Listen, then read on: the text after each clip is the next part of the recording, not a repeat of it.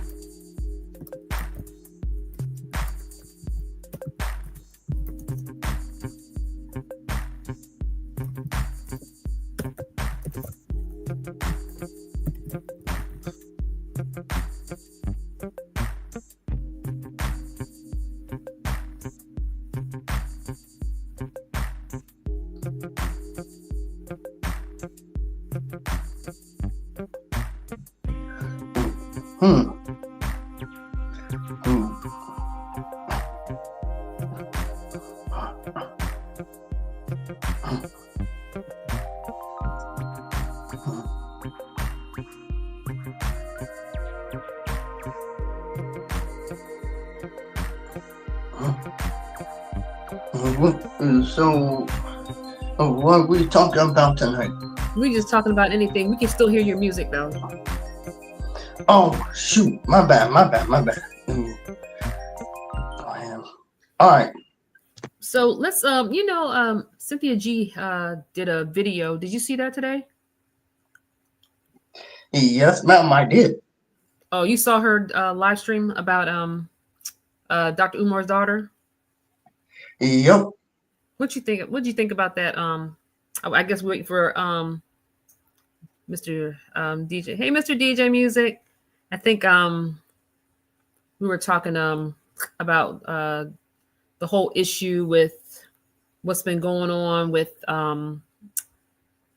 his daughter and this. It was a pretty good interview. I haven't finished watching all of it, but of course, I'm going to go back and check on it because it was really good, for what's been going on. Trust me.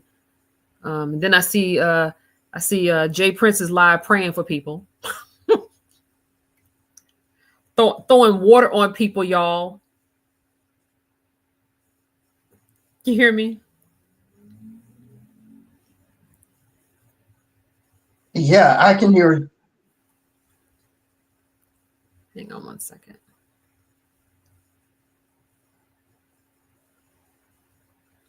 Oh, hang on. Let me, I got to send the StreamYard. Hang on.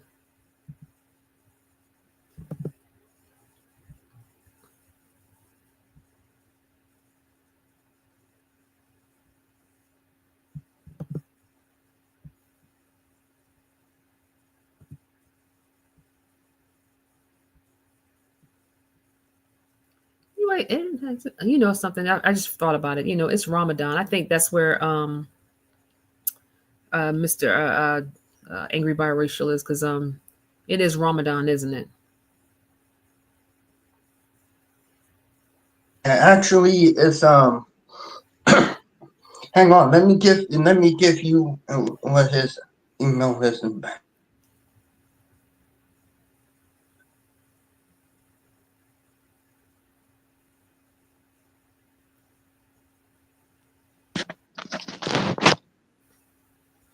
You said Jay Prince is doing what? Over there throwing over there throwing water on the screen, praying for people. He's a mess, girl. He is funny though. Sometimes I got to give it to him. Sometimes he is funny, but yeah. I read today in Proverbs. I forgot. I think it's chapter, I want to say 14. Mm-hmm. It says a fool can seem intelligent just by closing his mouth. Mm. I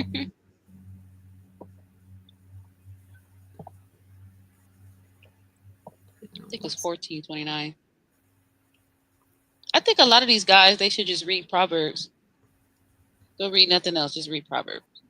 I don't think a lot of these dudes read nothing, anything at all. Let me tell you, not one thing. It talks about wisdom, discernment. It really it rectifies your behavior, bad behavior. Proverbs. Mm-hmm.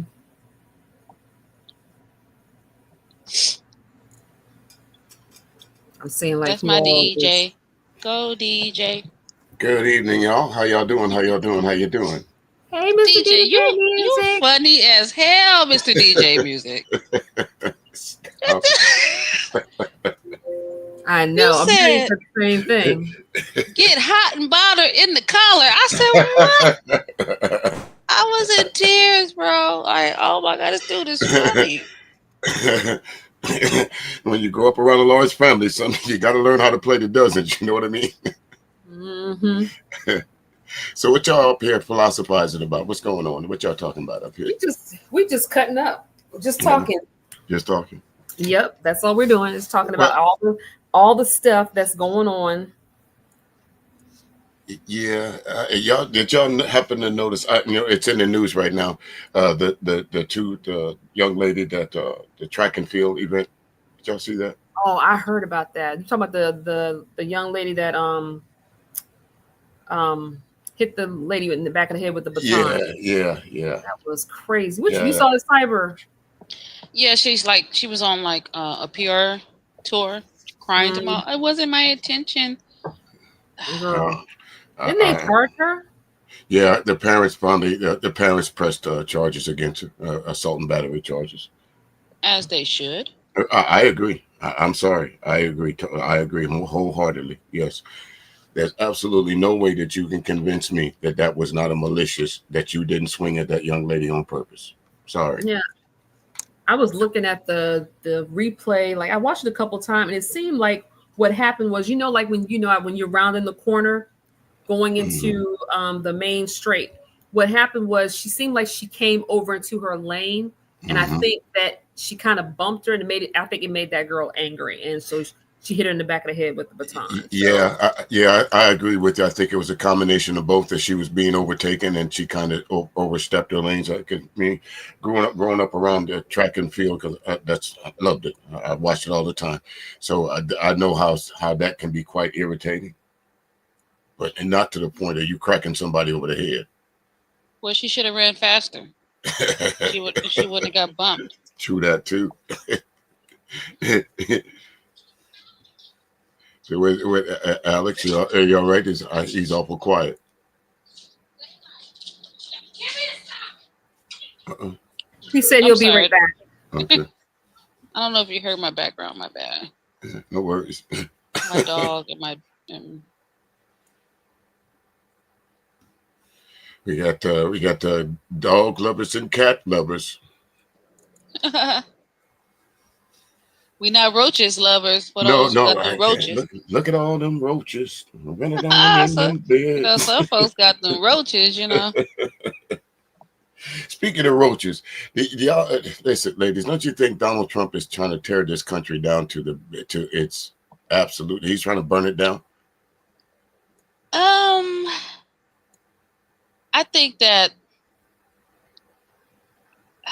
I'm conflicted with that question because I am a sole believer that a president doesn't really affect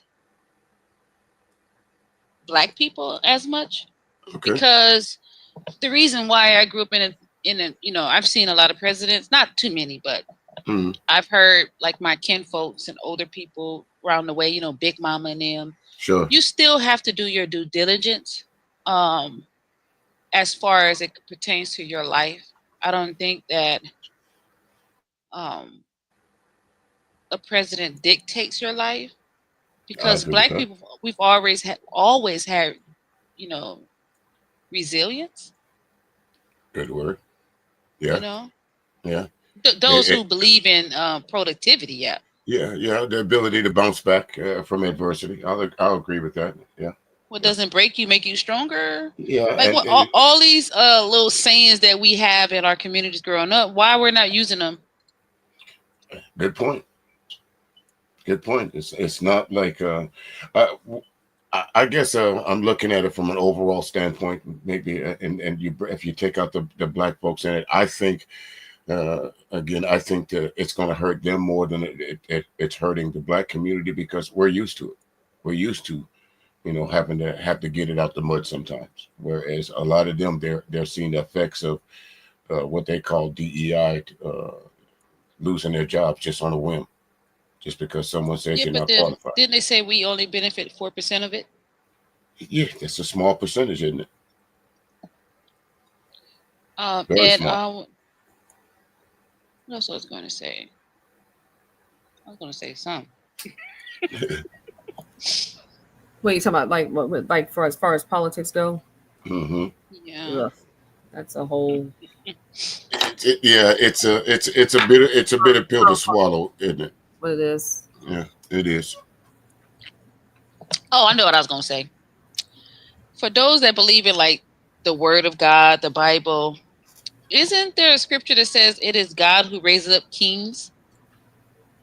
Yeah, or something to that effect. I won't paraphrase, and don't ask me to go and grab the exact scripture number, but I'm sure if we look far enough, we could find that. So I said that to say, what if we look at President Trump as a mirror? He's a reflection of everyone else. He's the American reflection. Yeah. Meaning, get your shit together. Yeah, get your shit in order, because no one's gonna help you anymore. COVID showed us, and COVID really showed. With COVID, can we say that here? COVID. Yeah. With COVID, it really highlighted who was doing what they're supposed to have been doing and who wasn't. A lot of people, everything was closed. People were at home, it exposed a lot of people who was lackadaisical, complacent, downright lazy. It exposed a lot of American people who had not done self-preservation, I want to say. And not prepared for the worst? Yeah. Mm-hmm. Okay. The restaurants, they did bounce back. They went through a trying period. The restaurants, the schools was closed. Children were at home, and they actually seen who their parents was. Parents actually got a whole year to actually see their children's real personalities. Mm-hmm. During that time, we had a lot of rioting and looting. We had a lot of smash and grab. We had a lot of crime during the pandemic. Yeah, you did, and it's amazing. Folks that wasn't supposed to be outside, you know who the criminals was, because me personally, when they said don't go outside or don't go in public spaces, I'd adhere to that. Mm-hmm. Not me. We seen a lot of mental illness. Yeah. People that were able to, a whole lot of it now too. Yeah, people that were able to hide it.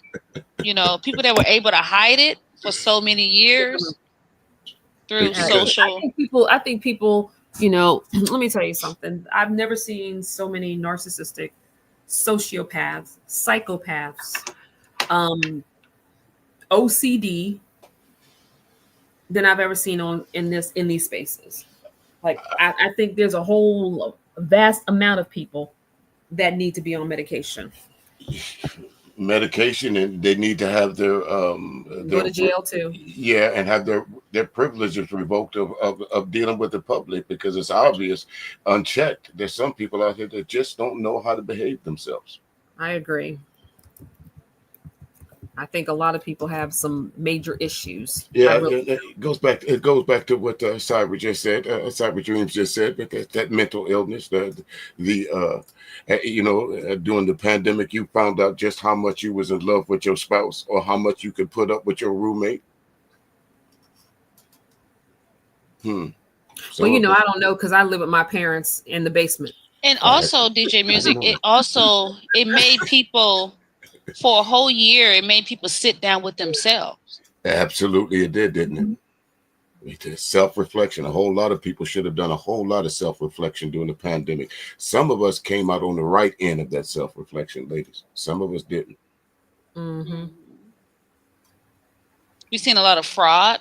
It birthed a lot of fraud. It birthed a lot of content creators. Yeah. It birthed a lot of sociopaths. Yeah. It just brought them out of the shadows into the light. It does. It's that old saying goes that when you don't believe that there's such a thing as the crabs in the bucket, it shows up, doesn't it? We see all kind of prime examples of certain content creators or other folks that's doing well in these spaces, but then you have those other people that do what? Mm-hmm. Just go around and misery loves company. I see you. I see you doing good, so I'm gonna do all I can to ruin you. Ruin if you're making some money, or if you're doing something that's positive for the community, or if you're talking about something that's positive, or you're getting some people together that may not necessarily get together. That's a problem for a lot of people, or some people, not a lot of people, just some people in particular. And I think that's probably probably why so many people are jealous of Sharon's show. I'm not trying to be funny, because he has the ability to let me say this. If there was a Black woman in this space, because let me say this, so many Black women are like opposed to having white women in the space, but in the reality, if they venture outside of this Black YouTube space, they'll see that that's a norm for a lot of people. Well, let me ask you, Prison, since you brought that point out just now.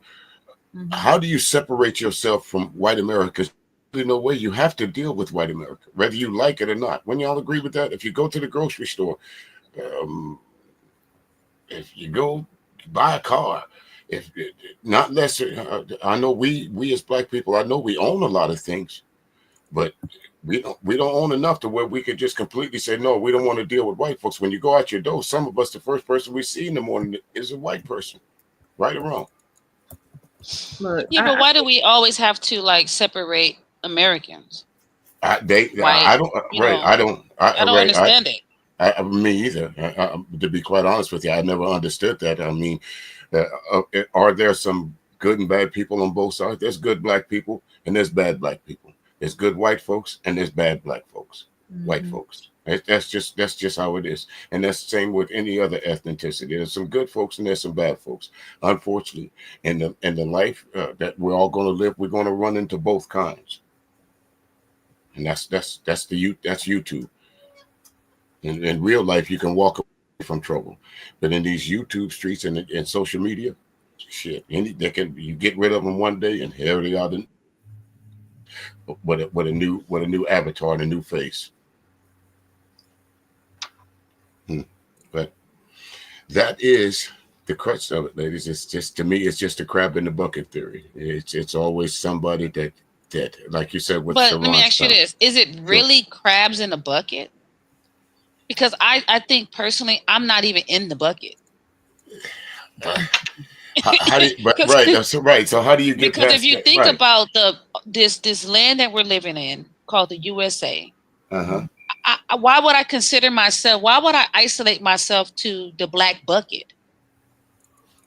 I can't. I don't have an answer for that. Because subconsciously, I'm limiting myself. Right? Wouldn't you agree? Absolutely. Variety is the spice of life, isn't it? Because I love Asian food, Korean food, Mexican food. I love to go different places, different cities, different states. Why do I have to put myself in the Black bucket? Wait, but did you just say you travel? What?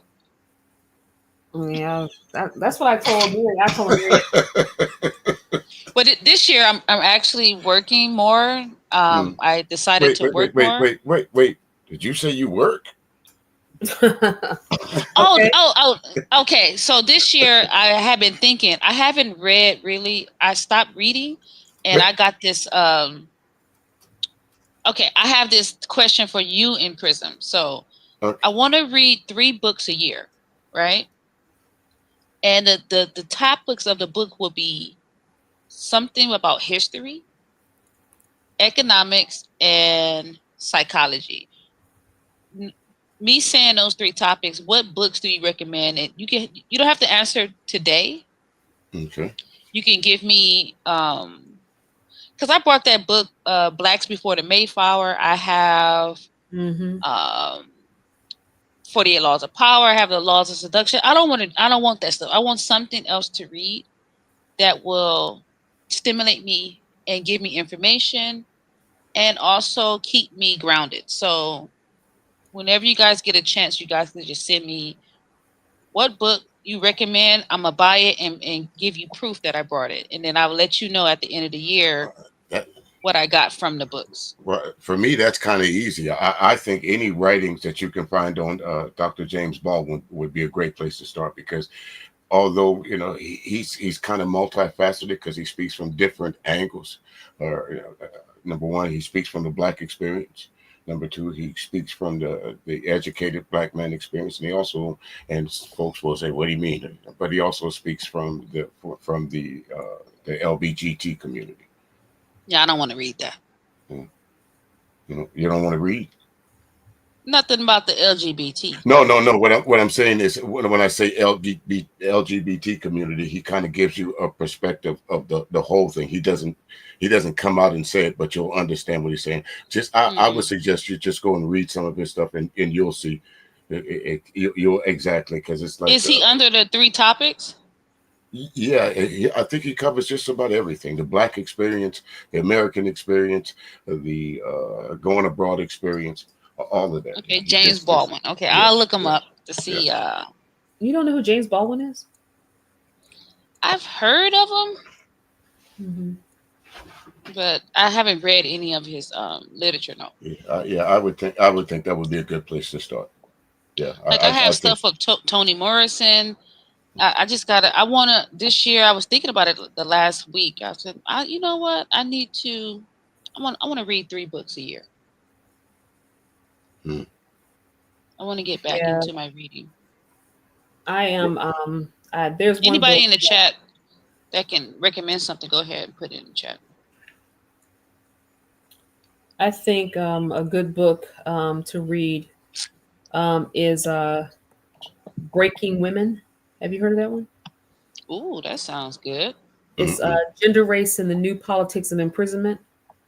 It's by a lady by the name of Jill McCorkle. And she basically is talking about the effects of that women have, that prison and prison populations have had on Black women. Ooh. And their experiences within being incarcerated. So that's a good book to read. There's another one, The New Jim Crow, Mass Incarceration in the Age of Color Blindness. Let me think. So what I'm going to do is I'm going to purchase it next week. Hopefully they're under my budget. But you can get all this on Kindle. Yeah, do you want to read, or do you want to? What you prefer? Actually, I want a hard copy. I want a hard copy. I want to build my library back up. Oh, okay. Yeah. Got you. There's a lady. I don't want to say her name too much because too many people stalking. That I have. I want to have a conversation with her, and she's an author of a book. I'm going to see if I can't get her to come over to speak to probably like maybe Amiri or somebody like that to have a conversation about some things. But PH Diva. She's sharp as hell. Like I like listening to some of the stuff she said. There's a book that she turned a lot of people on called I think it's Mother Wounds. Yeah. It's a good book. So that's something that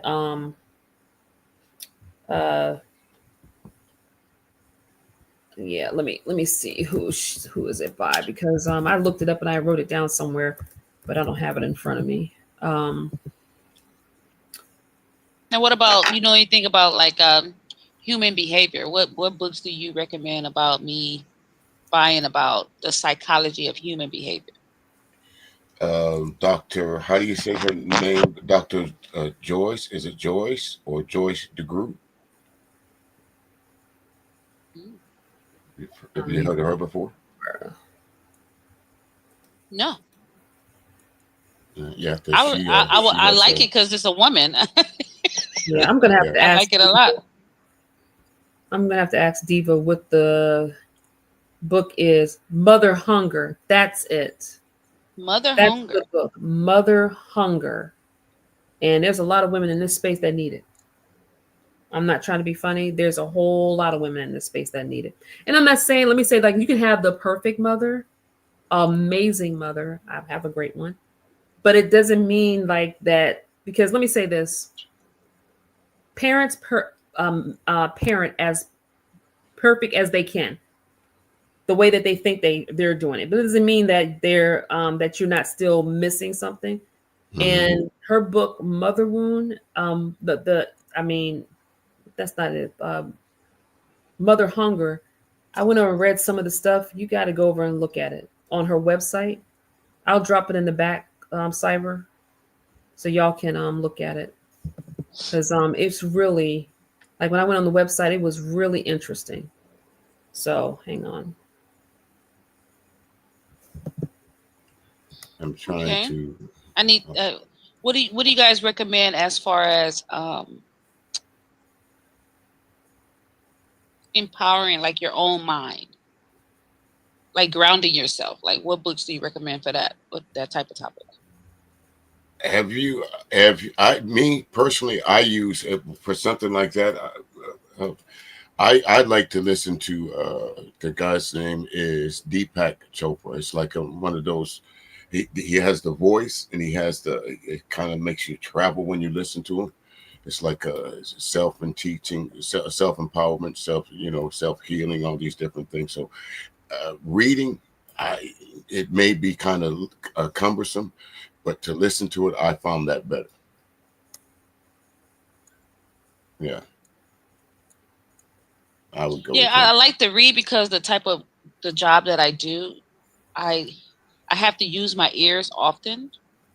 And reading for me lets me, it's like a quiet place for me. Right. And I don't want to, like, hear anything, because then I'm gonna get distracted. So I'd rather just read it, and then I can, like, I'm sure he has some hard copy publications that you could go in and read into. Deepak. Because right now I listen to a lot of Stoic. How do you call it? Stoic affirmations. I listen to that every day. I listen to, like, Japanese affirmations every day. So I'm already listening to a lot of things. Okay. I'm not trying to be funny, but I'm not anybody who, like, as much as I love the Romance languages, I'm doing a Greek group. Like, people think I'm a mono.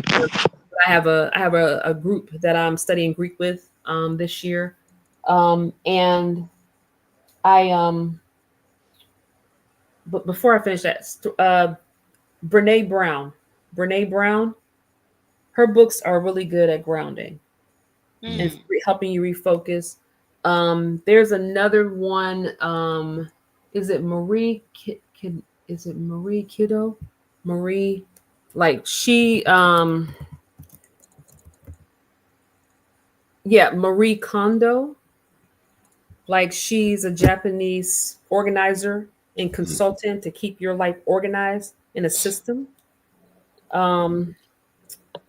But I think that a lot of people like I'm definitely in love with the Asian Hey, culture.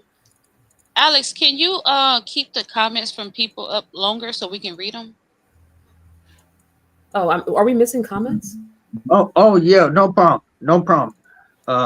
Yeah, Oh, hey we Michelle. Because she said we something I was trying to read, Ask her if she just wants to come up. so we can have the chat engaged. You all right, Alex? yeah, I'm good. Hey, She I'm good. said you have a hey Michelle, do you want to just come up? She said she has a few books on Marie. Um, that's a good one. Let me think.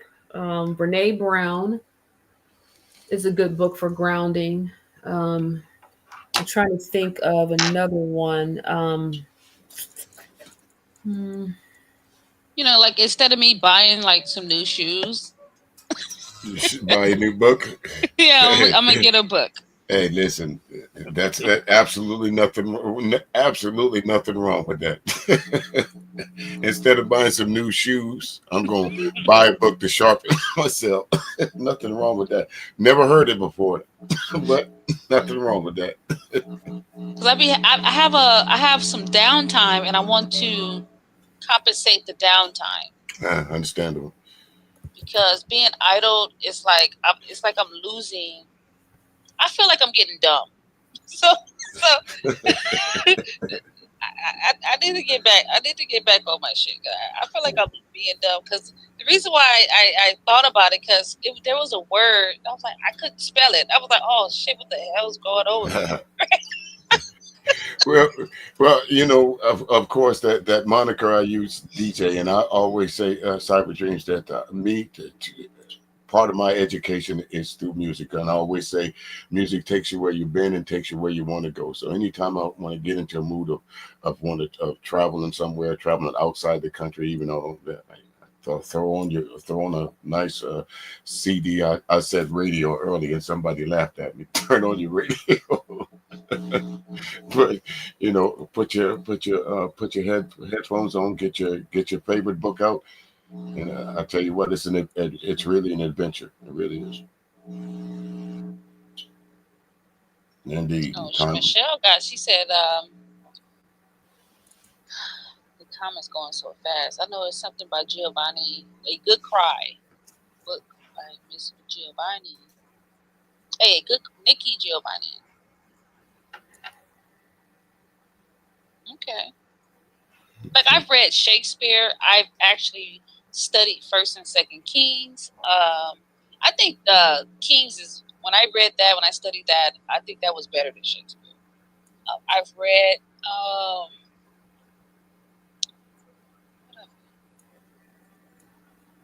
I used to read a lot of encyclopedias. I have this new book called Blacks in Antiquity. It's pretty deep. I think the last book I brought was Negroes Before the Mayflower. I also bought this small book. It was called When to Be Quiet. So I heard you mention Shakespeare. That's another one of those that you could get lost into. A good Shakespeare novel. A lot of folks don't give the man the credit. Oh, I read all of the End Time series. Yeah. I read all that. I have that collection. Wow, that's a lot of reading. But I haven't done it in a while, so like I said, I want to like venture out to different things. So those are my 3 topics, and I'm taking notes. Any recommendations about money though? Any books about money? Not really. I mean, you have the standard books, but you know, right now with the economy and the way folks are just putting out anything, I couldn't recommend any books, but I can recommend a site to you if you're looking to maybe start looking into the stock market or looking into investments, just starting off. There's a site called, I always tell these for anyone that asks that question to go. It's a site called investopedia.com. They have like a uh, actual stock market game where they start you off. I'm not sure. I don't know what they start off now, but it's like $100,000, and you can actually go and find actual live stock. But of course, you're not spending your money, and you could just purchase the stock and then watch it grow. And those ones that you choose, if they start doing good, and if you have the money, those are the stock that you want to put in your real portfolio. I started using Investopedia probably about in first time I heard of it was the early 2000s.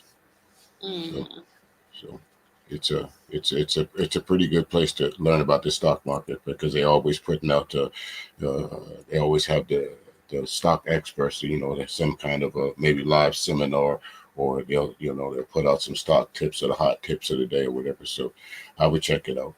It might suit your fancy for everything that you need, because there's a lot of reading there too. So yeah.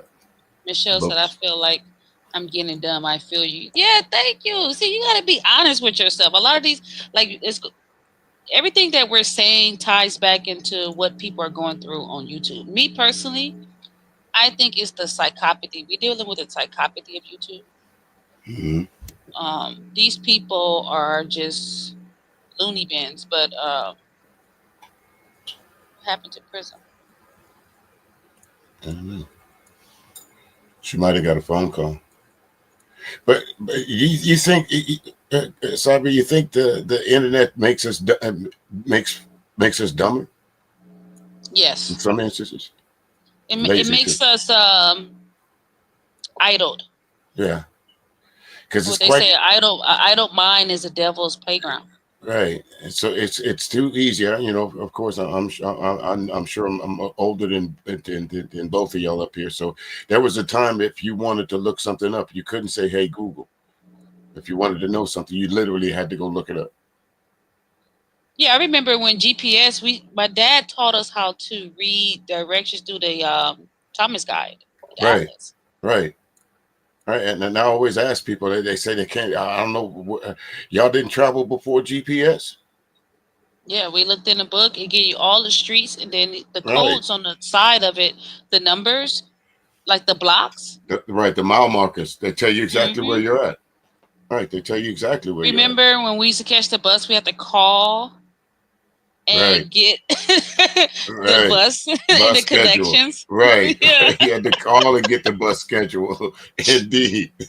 And the connections. And, right. All the way to where you were going. Heaven forbid if you was traveling from California to Georgia like I did one time. Good Lord. Either you wrote it down or you printed it out. Right. Right. Wasn't no email. When you got there, it was like when the tickets, if you were making a real long travel, the tickets was like accordions. But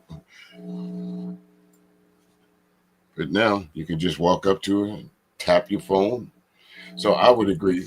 Technology has its, and the internet has its ups and its downs. And I think people are ingratiated in the mess. It's like on the internet, they can pretend to be something other than who they truly are, right? Yes. And then when that fantasy conflicts with their reality, this is what you see of the spazzing out. Because their fantasy is in direct conflict with their reality. Reality, right. Absolutely. Right.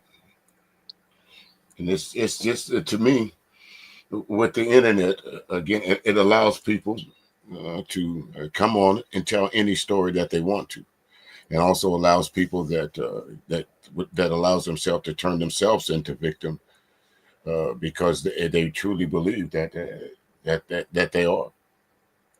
Like on the internet, you can really become a villain, and then you can embrace it. Yes. Some and people. Then you have a whole trail of victims that right, follow behind you. right, just leave behind. Right, it's like where you can tell where some people, you can tell where they've been. All you have to do is mention them. It's like, oh, you know that person too, or you know that person too. So to me, I don't understand how some people don't understand that the internet it's not, it is reality, but it isn't. What if I told you the internet is a microphone for your inner thoughts? It can be. It can be. Yes. Because I'm in a space in my mind now that I can't accept someone just saying that they're trolling, right?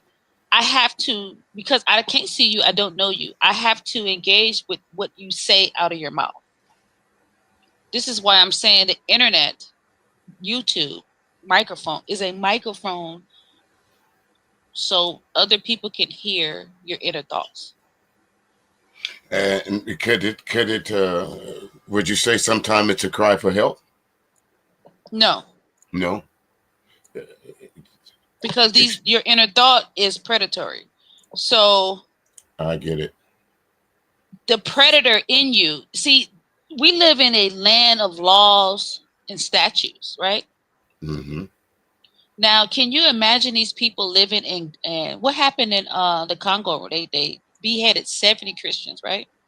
Can you imagine these people living in an area where their inner thoughts can be played out physically?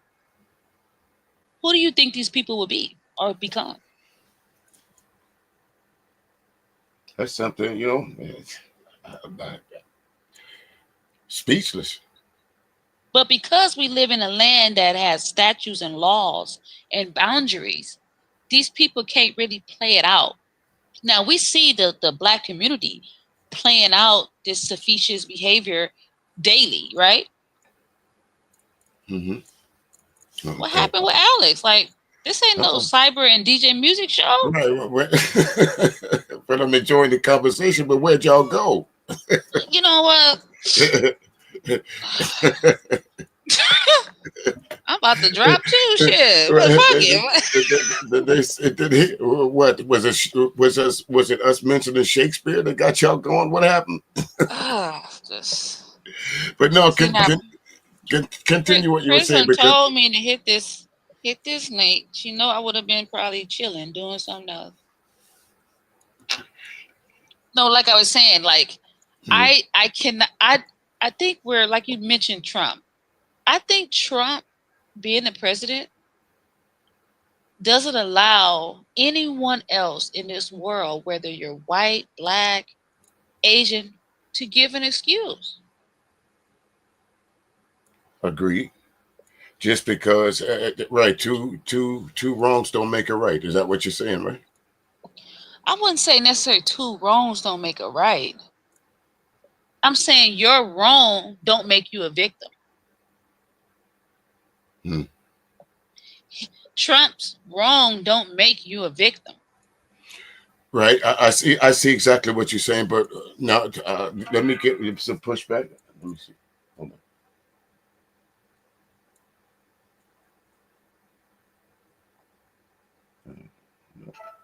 on. I just a little pushback when I say what about the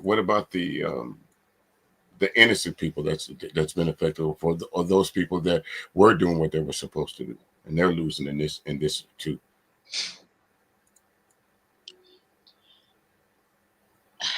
Can we really say people are innocent? Okay. I don't know if you watch Rachel Maddow on yeah, on I watched that. Yeah. Mm-hmm. Okay. Well, she was talking about the mass firings of Trump that was going on, right? And one of the reasons why they said that they released a lot of the people was because they didn't meet the qualifications, or they didn't what their performance standards was up. Well, she highlighted one particular lady, and I don't know whether the lady was Black, white, or whatever, but she just said she showed that to where everything about her was, on point. and she should have been hired, but whatever. But because of whatever was happening in the White House or whatever they the powers that be decided to do, her job was terminated for performance. But actually, it was just the opposite of the reports. The reports gave her all glowing reports, right, saying that she was basically a stellar worker and everything else. But when she got fired, it says it was based on her performance. So how does the White House or anyone else score in that particular? And that's what Rachel Maddow was pointing out. Well, I'm not sure about that, but I can point to California, right? Remember the fires? Yes. The chief of police, she lost her job because she exposed corruption. Yes. Now, these people who did it were Democrats, right? Yes. Mm-hmm. Whole cities burned down because of their lack of performance, their policies and stuff like that. So just look at it like, okay, say someone, I remember you said that I can't discount your wrong if you did two things right, because your wrong that you did caused victims. Right. Right. Right. So we don't know. We honestly don't know if her job performance was so at a high level that she didn't create no victims anywhere. Because there is nepotism and there is favoritism and there is bribery. Yeah, If you, I mean, there's several ways you could look. I understand exactly what you're saying. To get to where she's at, she could have might have had to step on a few people, but I see where that's coming. But in this particular case, she was just a woman that was doing her job in an exemplary manner, and the only reason that she wasn't moved on to the next level or the reason why she lost her job was simply because of her performance. But all indications it said her performance was on par or exemplary. So now to get to that, okay, when you lose a job based on performance, you can't get unemployment. And when you go to your next job, and your next job asks you, well, why did you not get, or did you lose your job, or why did you not get this position? And you have to tell them because the last job said it was based on my performance.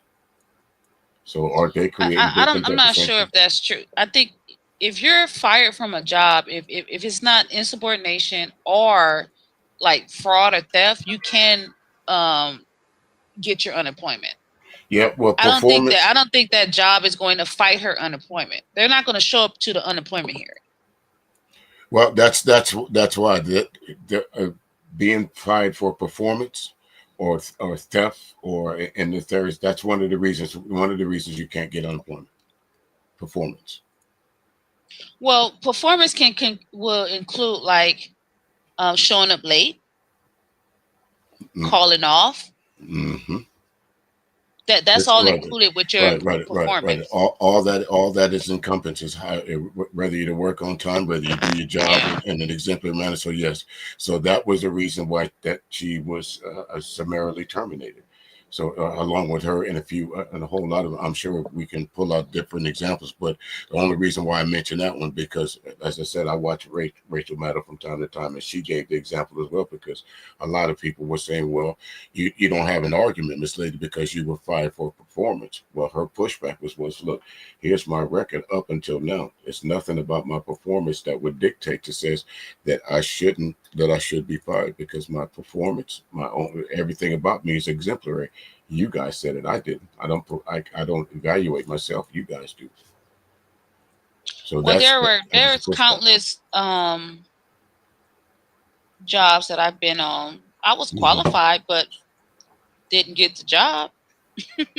and why do you think that? Not based on what? It had nothing to do. I don't think it was anything to do with my race. I just think that maybe I didn't appeal in the interview. Right. Could have been in the interview, or the person may have sought the fancy of the folks. Their personality has a lot to do with an interview sometimes. Not to say that you don't have a personality, but what I'm saying, sometimes people click and some people don't, right? Sometimes, like I've learned, like some employers don't want you to appear to be desperate. Explain. That's an interview strategy, right? Mm-hmm. So when you're doing the interview, you don't want to appear to be desperate, like without this job, you just go fucking die somewhere. Okay. Because being desperate means that you have no discipline. Like, I won't say discipline, but have no impulse control. If you're this desperate, what are you willing to do? Right? If you're overly confident, right? What are you willing to do? Right. Okay, on the desperate part, I really need this job. So if the job is paying, say, $15 an hour, but because you're desperate, the boss will say, "I know you're desperate. I can only pay you $8 an hour." No, I'm saying you're going to get the 15, but you came with a desperate mindset. So because you have a desperate mindset, you're not satisfied with the 15. So are you going to commit fraud while you're here? Gotcha. Most people who thieve on the job are desperate. Yeah. They're desperate for the next big thing. They're desperate to pay this. They're desperate because they spent their money frivolously. They're desperate.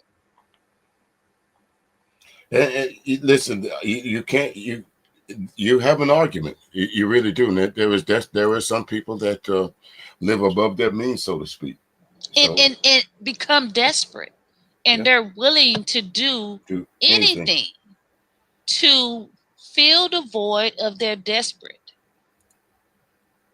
Right. Like if I was an employer, I wouldn't hire anyone that was desperate. Okay. Because in my mind, you become a liability. Okay. You gotta look at employers like they say, okay, so for the lady from Mado, is she an asset or a liability? Yes, she might look good on paper. You mean that? But meaning, like, look at Ellen DeGeneres, right? Mm-hmm. She didn't get her show taken, but her ratings dropped down to the fucking sewer, right? Because her relationship, right? Because of her relationship. So her performance, she didn't have a holistic performance, right? Even though on TV she appeared to know what the fuck she was doing, right? Her interpersonal relationships failed. So would you consider her a high performer in her job or a low performer? Well, again, it's kind of a couple. I guess it's a nuanced kind of answer that I would have to get. Is she good at holding the audience? I think so. I think she found a gimmick when she first came out with the dancing, and that she obtained a following behind that.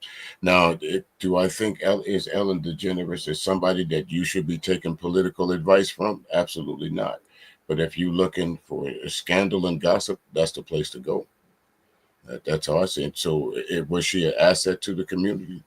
It depends on who you talk to, because I really I'm not a fan or not a detractor of Ellen DeGeneres. The only reason really I know of her in that light is because of the controversies that she's been involved in, or the times that she's been outspoken about something, especially when it comes to the alphabet community, right? So, let me ask you this then: would you consider her to be a leader in her field? In the broadcasting field? Yes. No, not at all. No, not at all. I mean, she held down the show for how long? Well, again, that's when you get into syndication and the public is used to something. It's like let me reframe the question. Do you consider her a leader in her show?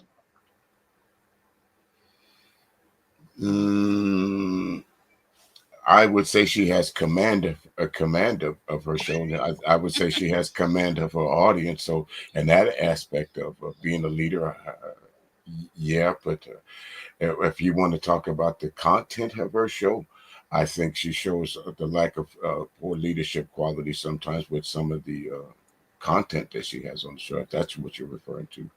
I mean, she has producers who give her the ideas. I'm talking about like just keeping it simple. She's the host of the show. Being a host, subconsciously, a person would say that's the leader. Yeah, but I think with in Hollywood and on TV, it's hard to tell who's really pulling the strings, because you know a lot of stuff that these folks use on TV, it's the script writer that write it, and all they do is really they get a script in the morning, they memorize it, and you know, it's just. But like the reason why I'm asking you that is because of the Rachel Maddow, the lady. I'm tying it into Ellen, because a person that is an authority, which we can both agree, Ellen was an authority, right? On her show, just like this lady, she was a boss of. She had people under her, right? Well, no, look what happened to Twitch. He committed unaliving of itself. So me thinking that if she's a leader cultivates people around them. I understand what you're saying, but I don't see how it ties into the leadership aspect of and Rachel Maddow. Maybe I missed a turn somewhere, so help me out. I'm tying it into performance. Okay, well, to compare Rachel Maddow and I'm talking about Ellen, the lady who got fired, to Ellen. Well, she was on a I guess a probationary period, right? So Trump in his White House decided to go through whatever and say all federal employees that was on a probationary period, release them. There was no real reason other than performance is what they gave. That's what the letter said. I'm sorry, I have to take this call too. I'm gonna be back, Alex. Okay. Hi. What's up, Alex? How you doing, buddy? Yeah, not much. You know, just getting home from work. You know, and also I did a live stream. Well, I dropped a video today, and it was about you know, a man growing up with an abusive father, because I don't think that the red pill, you know, talks to them to see, you know, if you know, to get a different side of it. They always go after the women, but they legitimately ignore when the man abused the children. You do have a point with that, Alex. But I would say for those guys in the red pill that do that, I think they have more issues with their mom or their dad, for more than likely. And this is no shot at at single mothers or folks that were raised in a one-parent home, but I think the vitriol comes from. In our community, they say there's two things, that we suffer from daddy issues or no daddy issues, and most of the red pill, what you see with the vitriol that spits from them, it's normally aired at the woman, although she was the one that, you know, provided for them the best way that she could. But a lot of these red pill minds, that she didn't do all they could or that she could to ensure that the family keeps together. So I like to call it, Alex, misplaced frustration. That's why it's easier to push down than it is to push up, because a man would more likely, or his father will more likely, or someone's father will more likely give them pushback than someone's mother. So it's easy to push down than it is to push up, and that's not taking anything from women, but I think that is really why most red pill men in these spaces that we run around try to put all their ills and their madness on women. Just my opinion. It's not doing anything for them. It's not working, but it's not going to heal anything. It's not going to help anything. All this stuff is all these little subcultures and all this bull crap is that exactly what it is. It's a subculture that basically is feeding the algorithm. I don't fucking care about, excuse my French, but honestly, it's a sickness, I think, that's going on. These little subcultures, it's just a sickness of people. Like you got all these people on one part, they're a bunch of trolls, and that's their whole livelihood. It's just being trolls, just trolling people back and forth, back and forth, back and forth, making up lies, content, blah blah blah blah. Then you have people that they call BWE. Then you have divestment. Then you have pro-black, and then you have swirling, and then you have this, and it's like a whole bunch of stuff all over the place. Now, mind you, to a lot of people, it's their way of life, and it really is just their way of life. And but I think what has happened is taking what is real life and making it into a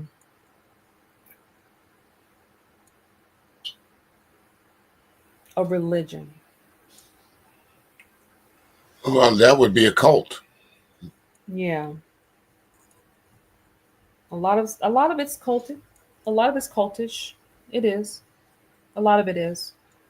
You know, if you're not on this side, you're on that. If you're not on this side, we don't want anything to do with you. If you don't believe this way, we don't want anything to do with you. It's that kind of stuff. And so I'm gonna tell you this: in order to come into this space, you got to be kind of strong on who you are. You got to know exactly who you are as a person. Yeah. And there's like nothing anybody in this space is going to do to take away who I am. Yeah, you got to. And another thing I found here recently, Prism, you got to have tough skin.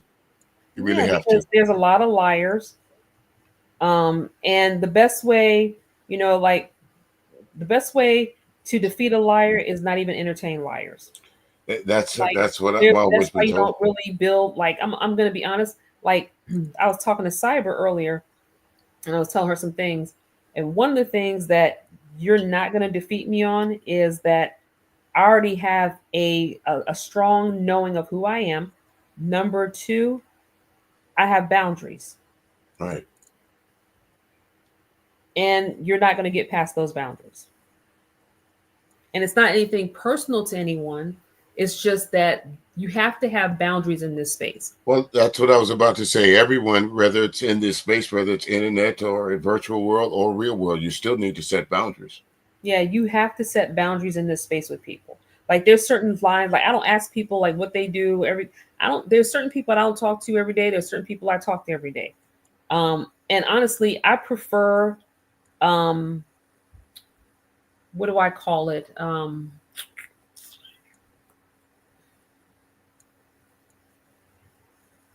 Low maintenance relationships. Explain. Okay, I don't like high maintenance. So you have high maintenance, low maintenance, high input, low output. Okay, and the problem with a lot of people is that they're high maintenance with low input.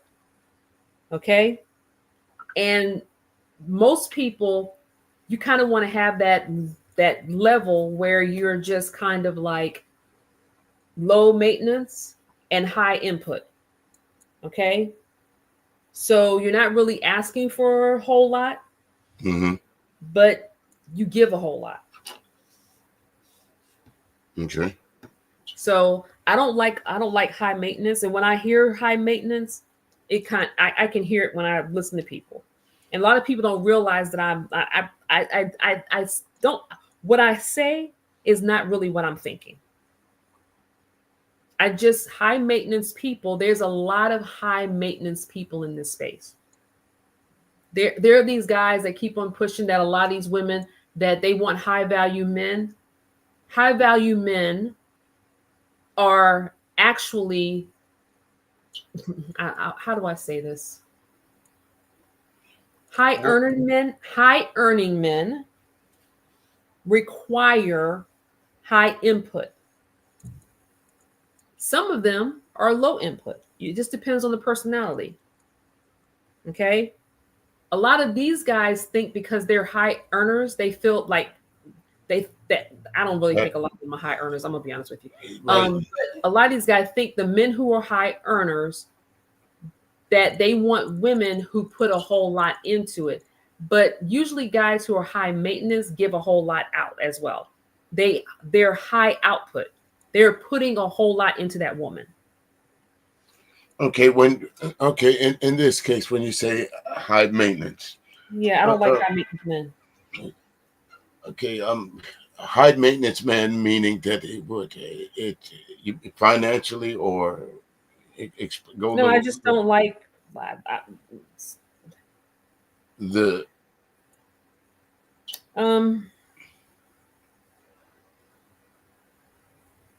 needy. Okay. Have to be the circle, the center of attention. I don't like neediness in men, and I don't like neediness in relationships with females either.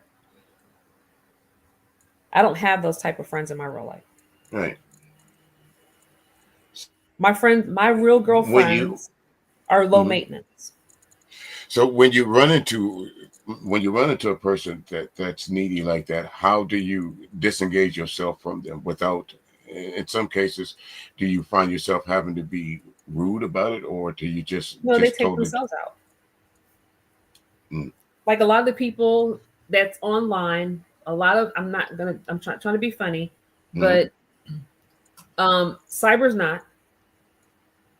I cannot talk to her, and I know that she cool.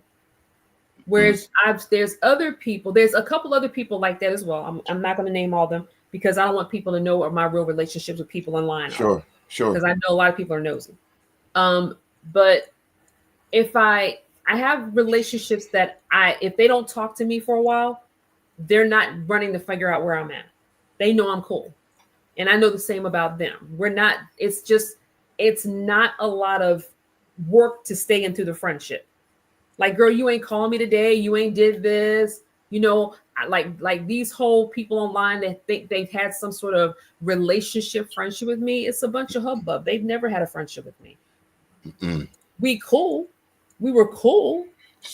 No, but I'm not your friend because real friends is almost like a sisterhood. It's an intimacy.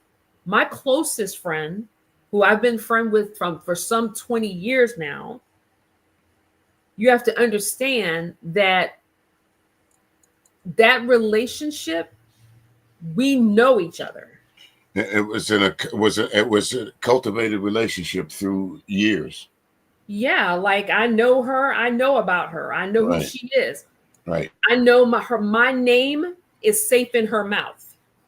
Her name is safe in my mouth. Right. Like I'm not gonna talk about her. Right. I'm high maintenance. Huh? I'm high maintenance. You gotta call me every day, every hour, every 10 minutes.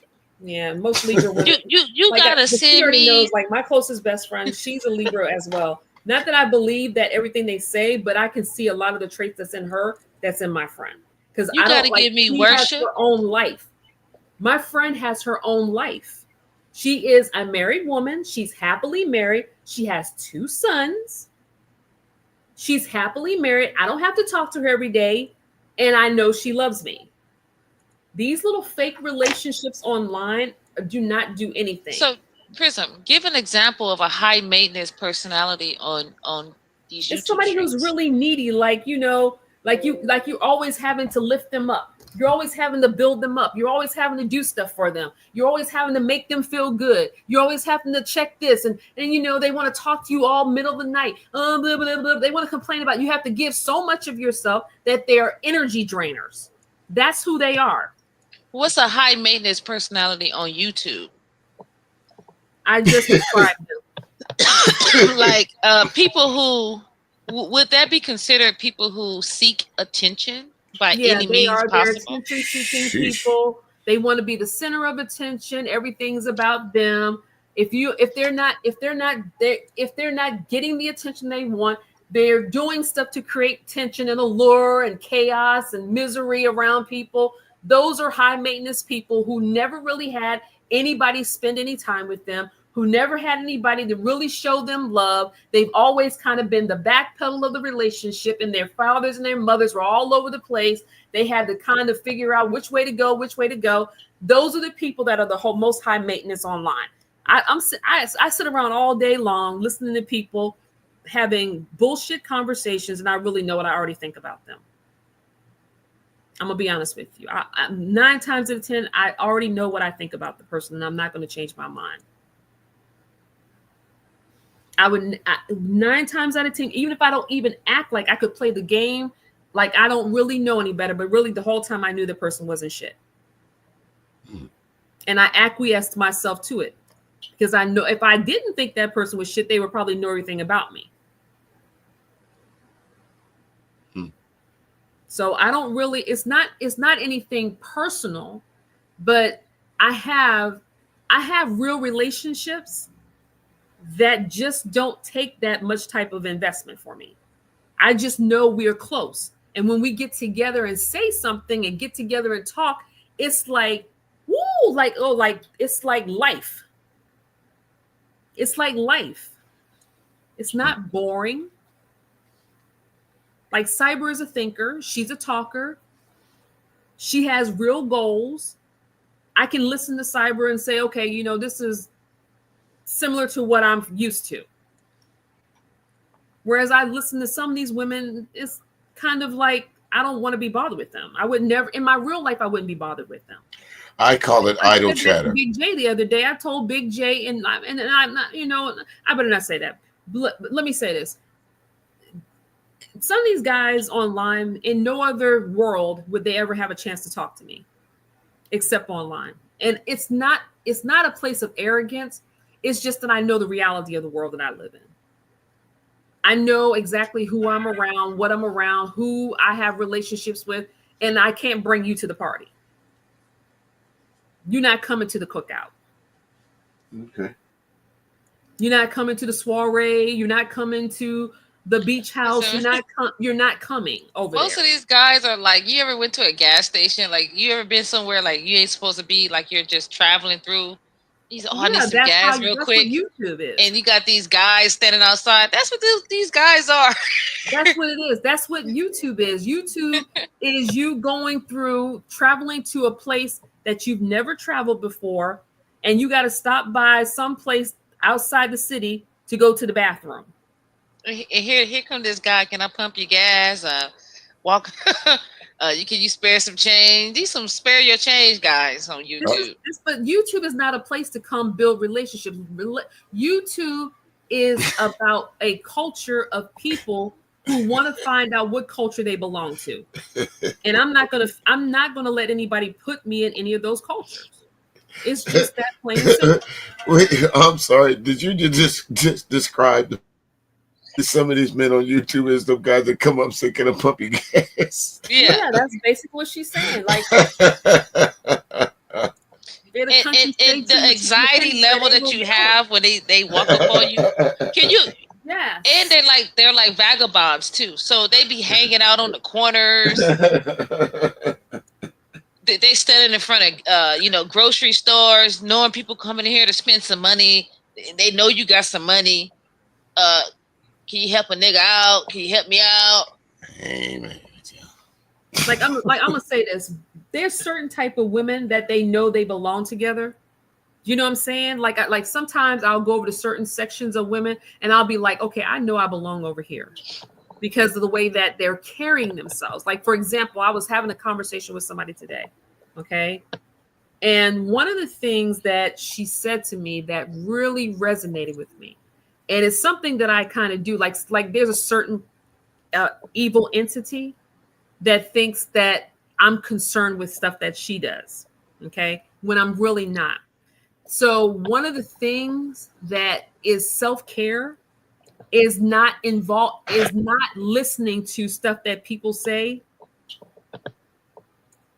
because it makes no difference what they say. That's why I kind of this makes no difference what this person's saying.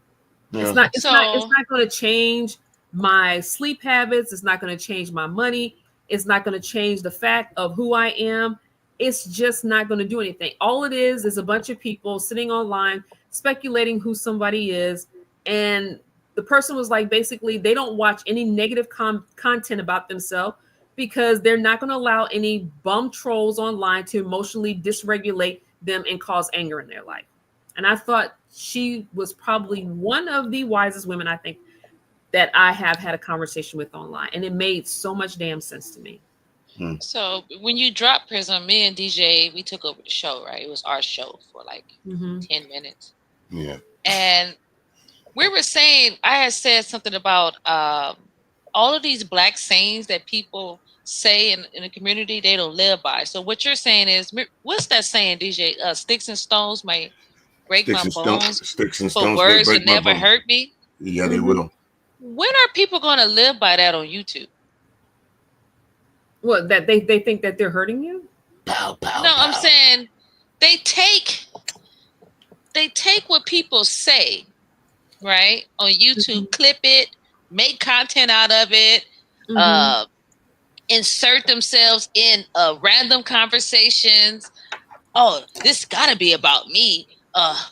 This gotta be about me. But I thought sticks and stones may break your bones, but words would never hurt me. Well, listen, Cyber, one thing I know for sure, I would much rather be slapped than to hear somebody say something bad about me, because that lasts longer. And I think these you folks mean the people, you mean from people who matter to you? Yeah, from people that matter to me. Okay, because online people shouldn't matter to you. Yes, to people that matter. Right. I would much rather be slapped because that pain will go away. But somebody, say like rest her soul, somebody in my family said something that that I disappointed them. That would last much longer than me than, or say you're in a relationship and you're dating someone and a woman says something that kind of takes you rubs you the wrong way, or I don't want to be with you no more. I would much rather sure some people would say I'd much rather you slap me than tell me you want to break up with me. That stings, and especially when you tell me why. Makes me have to look at a deficiency in myself. Or is she right, or is she wrong about what she's saying? Yeah, like no woman can hurt me like my would be able to hurt me like my best friend. Right. I don't. There's nobody else that can probably hurt me like her. Right. But why do these people go to length that they do? And she wouldn't intentionally do it, because that's why I say my name is safe in her mouth.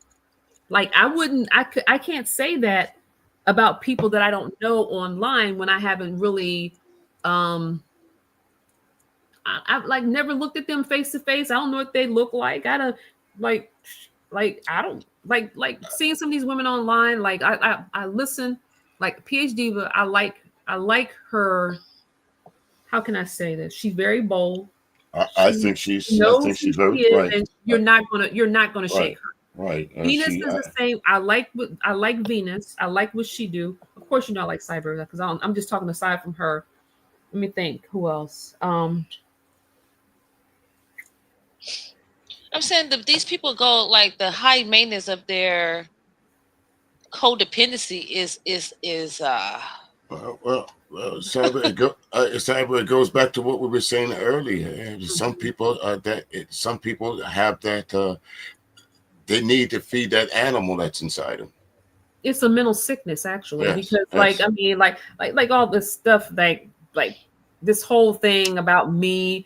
Like, I've never seen more mentally ill people in my life.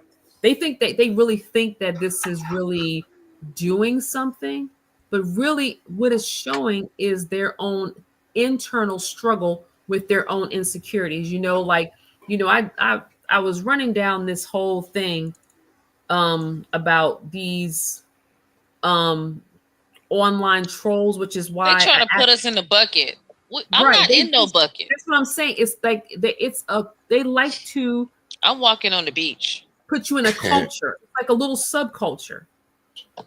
Yeah, I'm not in no bucket. This way, and if and if you start going around looking in comment sections, you can basically see who is who and whose content they listen to by what they say.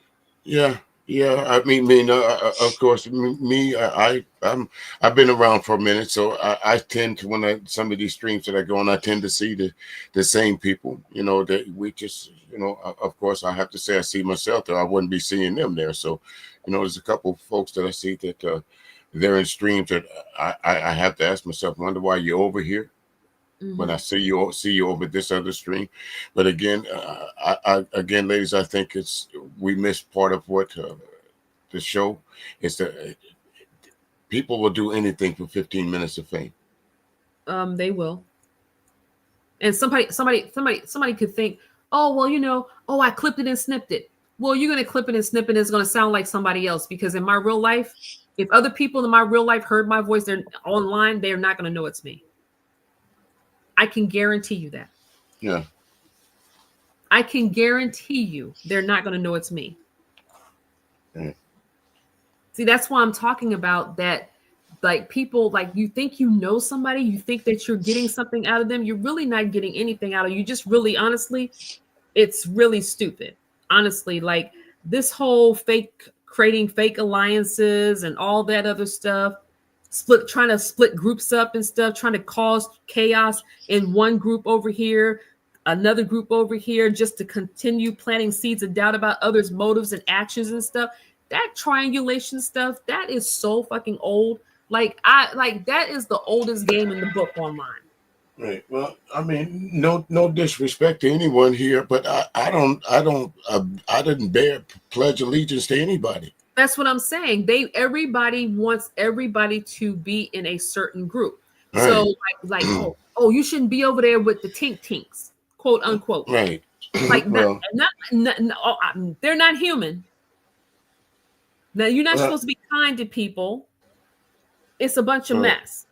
Well, like go ahead.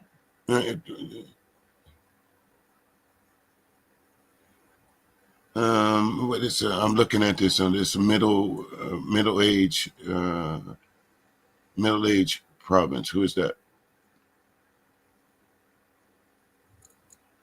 Somebody in the chat? Yeah, somebody in the chat. Alex, what is that? I don't know what that is. Alex, did you put something in the chat? I don't know who that is either. Okay, well, get him out.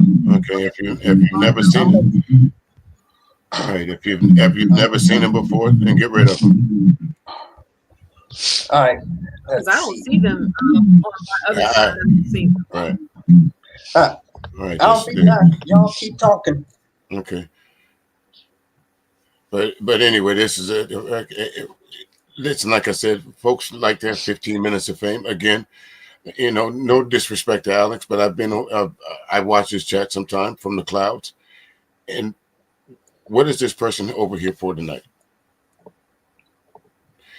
On the East Coast, it's 12:26 in the morning. What could you, me, Alex, and Cyber Dreams be talking about so important? Because it has no title. This is a special live stream. What would bring that person over here? I don't know. They high maintenance. High maintenance? Some people are miserable. Some people are miserable. I'm not trying to be funny. It's like some people are just miserable. Right, but this bears to the... Hold on, let me back up. Because let me tell you what trolls do. Trolls come into the chat. They put something in there to distract you. So the best thing to do is not think about them. Block them out and block them and move on. That's the best thing to do.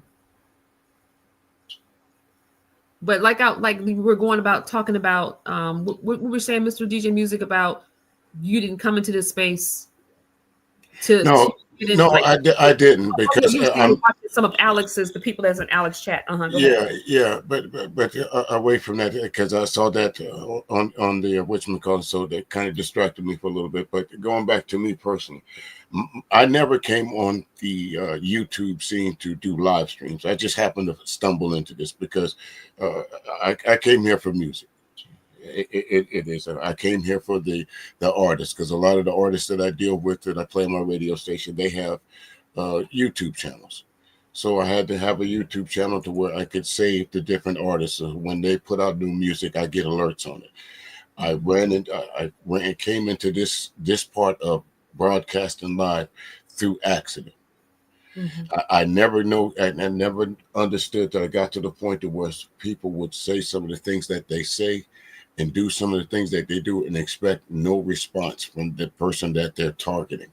I never understood how grown people in their 30s, in their 40s, in their 50s, and in their 60s would intentionally stalk someone, intentionally put out information about folks that they know nothing about. Well, that's Never because will. they don't understand boundaries. Right. Will never meet you, and when will never like whoever this person is here today. Now, Alex didn't put it in there. I didn't put it in there. And like I said, I've watched Alex's stream on several occasions. I've Mm-hmm. never seen that name until tonight. So, who are you here to listen to? Me? Are you here to listen to Prison, or are you here to listen to Cyber? Why haven't you addressed any of us? Who are you here for? Hey, Alex, did you block the person?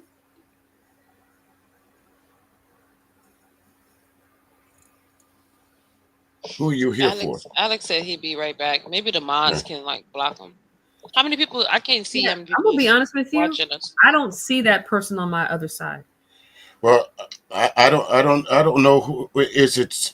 I'm looking at it. I'm on StreamYard, and I saw it when it says best, or we saw it up there. It says best viewers on stream. But now I just can something just arbitrarily pop on the screen. Somebody has to put it in there, right? In the Right, but I comments. see the person on StreamYard. I don't see the person on the other side. They must have left because they put it in at 12:25, so 5 minutes ago. So they must not be there now. Alex may have gotten rid of them. I'm not sure because I don't. It didn't say the person has been blocked, so I don't think he got rid of them. Yeah. But why are you saying? Okay, you're saying all that because of what? Well, again, it just goes back to what you were talking about, and that need and that thirst for attention, and then again, that need and thirst for the folks talking about. No, again, we both know Alex has he's autistic. Am I right? Uh-huh. Okay, so some of these people saying that using words to describe his disability as tink tink. Right. If you were so concerned about Tink Tink not being on here, why are you here? Right. But there's laws on the books, right? We live in that protects ADA. I just wish YouTube would adopt it. Absolutely. It would is get adopted with YouTube. Hello, Indiana mom. Do y'all ladies know her? Yeah, Indiana mom. She's in there. Yeah. It is on the books. But I think what the issue is, Mr. DJ Music, I think what the issue with a lot of people is that they do not know people's boundaries. I really think that's an issue. And the reason why they don't respect other people's boundaries because they don't have any with their own lives. Well, Prism. In the cases, even I've heard several people vocalize their boundaries, but they still crossed them. Right, but see, let me say this. That's why there's certain people that I will never ever have a conversation with. I don't want anything to do with them. It's null and void. It's never I've already made it it's resolute that nothing positive is ever going to come out of it. And honestly, I don't want it to because there's nothing I would never have a friendship with them anyway. I would never have a relationship online with them. I don't want to draw no panels with them. I don't want to talk to them anymore. When people show me something the first time and they do certain things and they cross a boundary in my life, I cut you off. I don't give you a second chance. Right. I don't give second chances. And I never will again. You can think I'm going to, you can beg, plead, apologies, nothing. I'm not ever going to speak to you again. Right. I'm gonna treat you just like you were before I came into the space, a non-existent person. You're a nameless, faceless person who was a I guess what you want to call it, a content channel, somebody on for content. Other than that, I don't care anymore. Okay.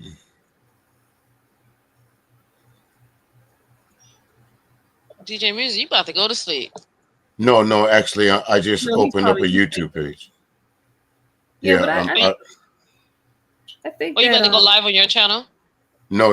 I opened up a YouTube page because I wanted to see if that person was still in here, but I don't see them on You did, and on what the what YouTube. they say it was confusing. This what was it? They say? Well, Alex took the comment down, but I still can see it back here. Again, it's in green, so I don't know if. But the comment says best wishes dash on steamboo.com. Hey, Alex, do you have Nightbot? No. That's what I'm Okay. saying. Is this a bot, Alex? Do you have a bot activated? It could be a bot. Yeah, I got rid of him in the YouTube chat, but I can't get rid of him on here. This is Yeah. I see it, but see what it says. Is that me?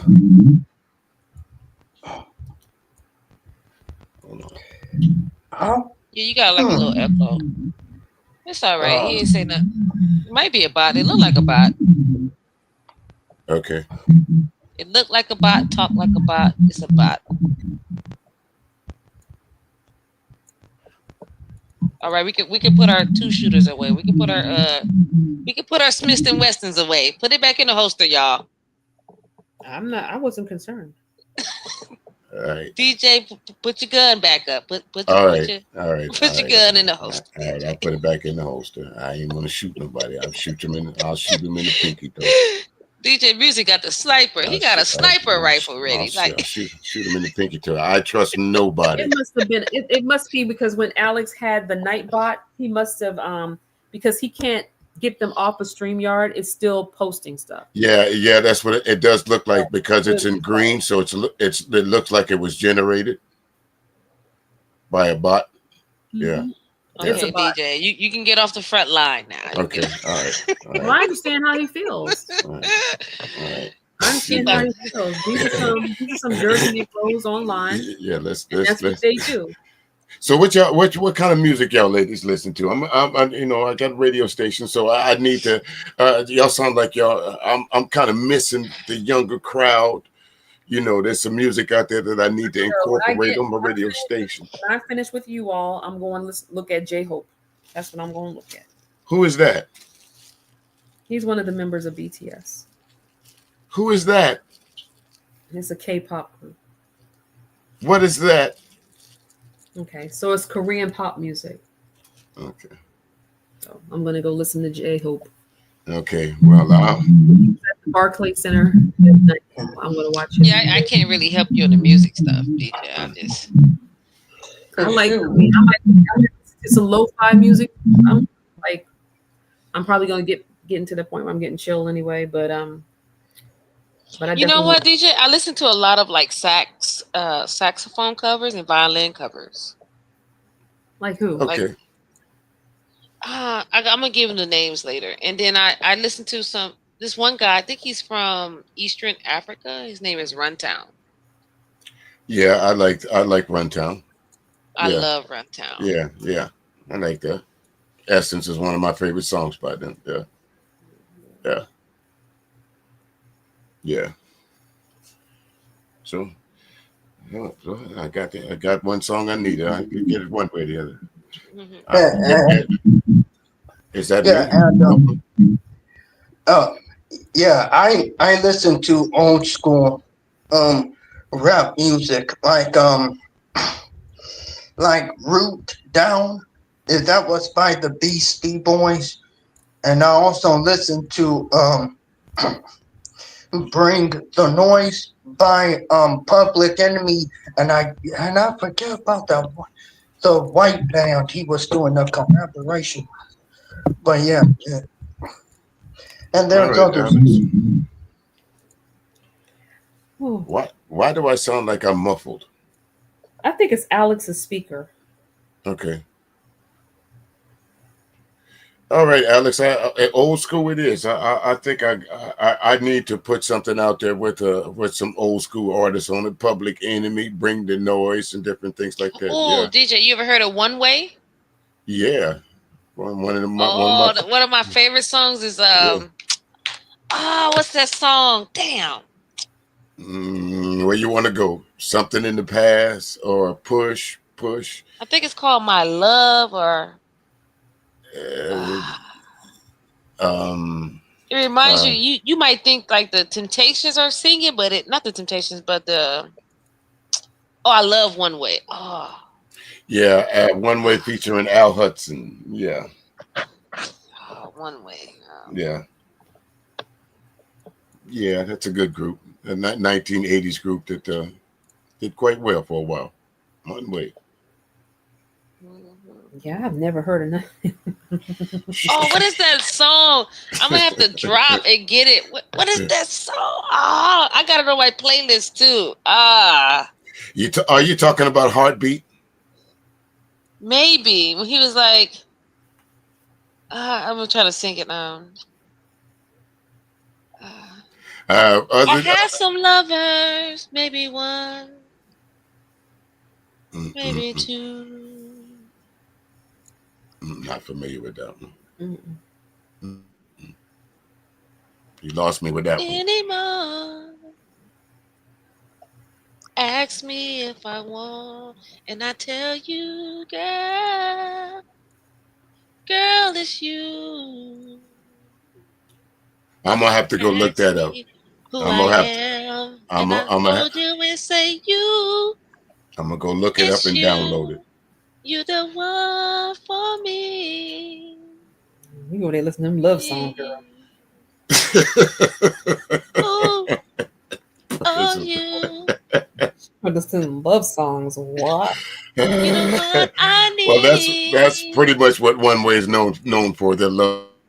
They made a couple hits that you could dance to, but the majority of their songs He was like, they're ask me crooners. who I want, and I I'm a, tell you, girl, it's you. Oh, that's my song right there.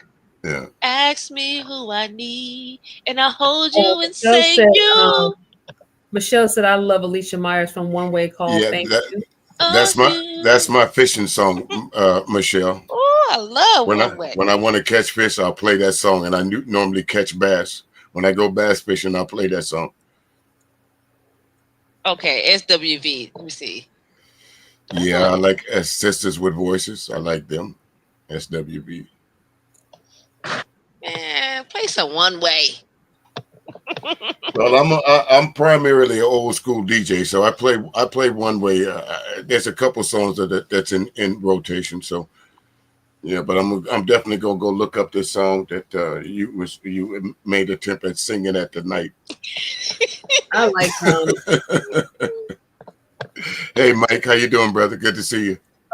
Mike Spearman. I like I was gonna listen to that. What's that song tonight I was gonna listen to?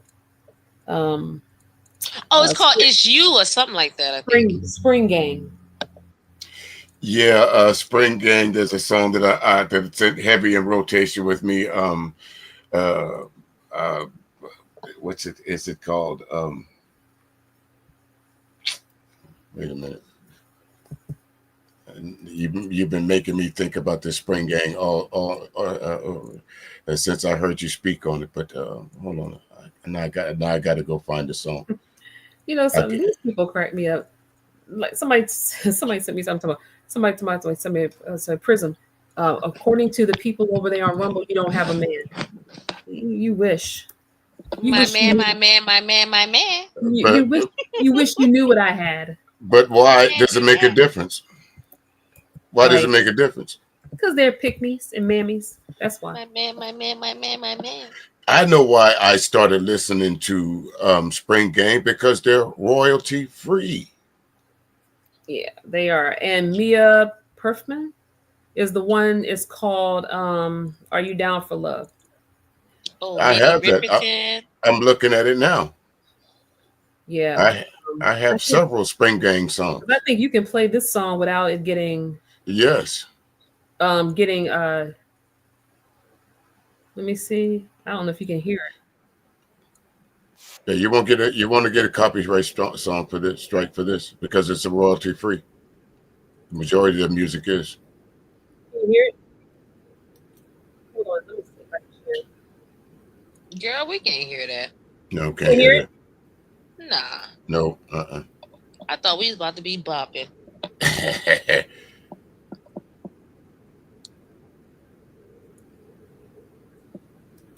What is the name of this song? And I think the last time I tried to play music on my That's it. channel, Can y'all It's hear it? no. no, You can't No. hear it? No. I'm trying to figure out why Alex is not letting me share I don't know. the music. Nope. Can't hear it at all. Let me see if can you hear it now? Hold on. Hold on, let me see. Can you hear it? Yeah. I can hear it. Yeah, I have this. That's that click wash the dishes music. Yeah. My jam right there. I just wanna call, see if we're okay, babe. All I wanna ask you is, I don't wanna push you farther away. Okay, type in one way. It's you. I don't know if it's gonna give me a hold on. No, you'll get a copyright strike for that because it's under SMG. Oh. Yeah, I have this. I have this song. DJ music, it happened to me, man. When I was doing a live stream, I think it was a couple of years ago, about different song genres that was better than the stuff that we listen to today, bro. Sony stingy, bro. I ain't Yeah, gonna lie. yeah. Any song that this is a tip for you folks. Any song that you play with under the SMG label, they will copyright strike you. I can tell you that right now. Any song, and that covers a whole lot of groups. One Way is one of those. That album that you're particularly probably talking about was from the 1980s. They would fall under the Sony Music Group. So they would, when you get that copyright strike, it'll say SMG. They will strike you. What I don't understand is like I can go to YouTube and listen to it though. Yes, YouTube is paying them to play that song. Ah.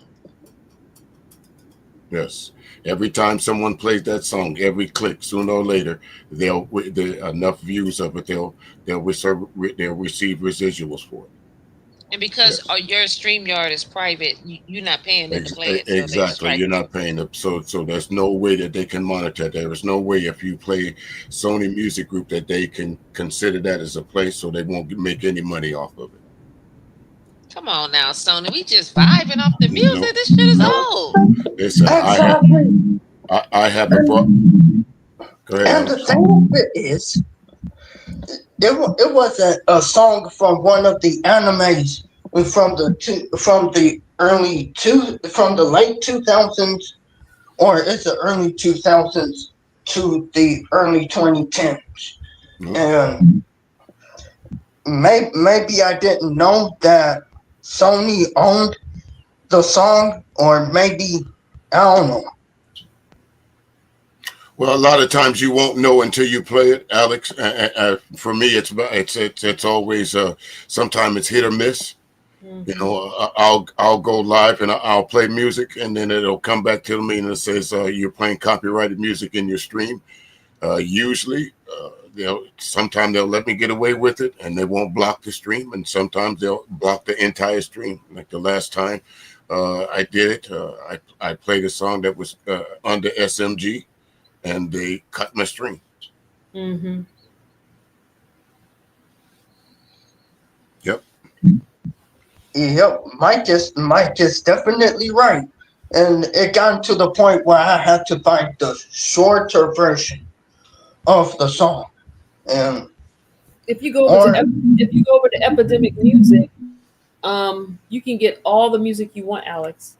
Just go over there and get music for the background. Like that song that I was just playing, you can get that song over there and you can get other songs over there. Mm-hmm. Like I know Marquis Benji used to get me all the instrumental stuff. So, but yeah. Hey, did you guys check out Sinji's stream today? We were talking about that earlier. Don't watch it. What's she talking about? when she interviewed Dr. Omar's daughter. Yeah, when she kept playing. Lord. She kept playing. She put it on loop, right? Prison. I wasn't there for my daughter. I just heard a bop. I wasn't there for my daughter. I wasn't there for my daughter. Oh Lord. I waited for somebody to put that shit on a beat somewhere. You know, sometimes you just cannot put bullets in a gun and think folks is not going to pull the trigger. Man, I wasn't there for my daughter. I wasn't there for my daughter. Ish. Ish. That's a I was a tear. And like the only way I'll be able to play the music is if I have Twitch or Rumble or any other stuff. Yeah, Rumble's gonna be okay for now, but they're getting ready to change a whole lot. So yeah. I wouldn't count on that anymore. They're not playing around. And that's another thing for this is another public service announcement for you folks over there on public service announcement for you folks out there. Listen here on TikTok and what's that? Not TikTok. Yeah, TikTok, Instagram. All that music that y'all playing over there for free, that shit about to come to a screeching halt. I think they did that like maybe about 6 months ago. They did that same crap where like they were taking everybody's music off their TikToks. Yep. Like I mean, and before they had to sign a whole nother. But stepping out the TikTok, everything about TikTok that was about that damn platform going down. We ain't heard crap about that damn platform since then. Right. We ain't heard about the Biden crime family or TikTok going down since. We haven't heard a damn thing about TikTok going down since this damn election. Nope, sure haven't. Administration. I'm wondering, like, was this whole thing it was a distraction. Yeah, because that's weird. Yeah, it was a distraction.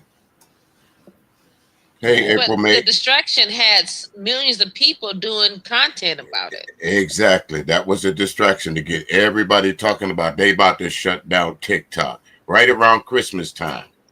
People were crying.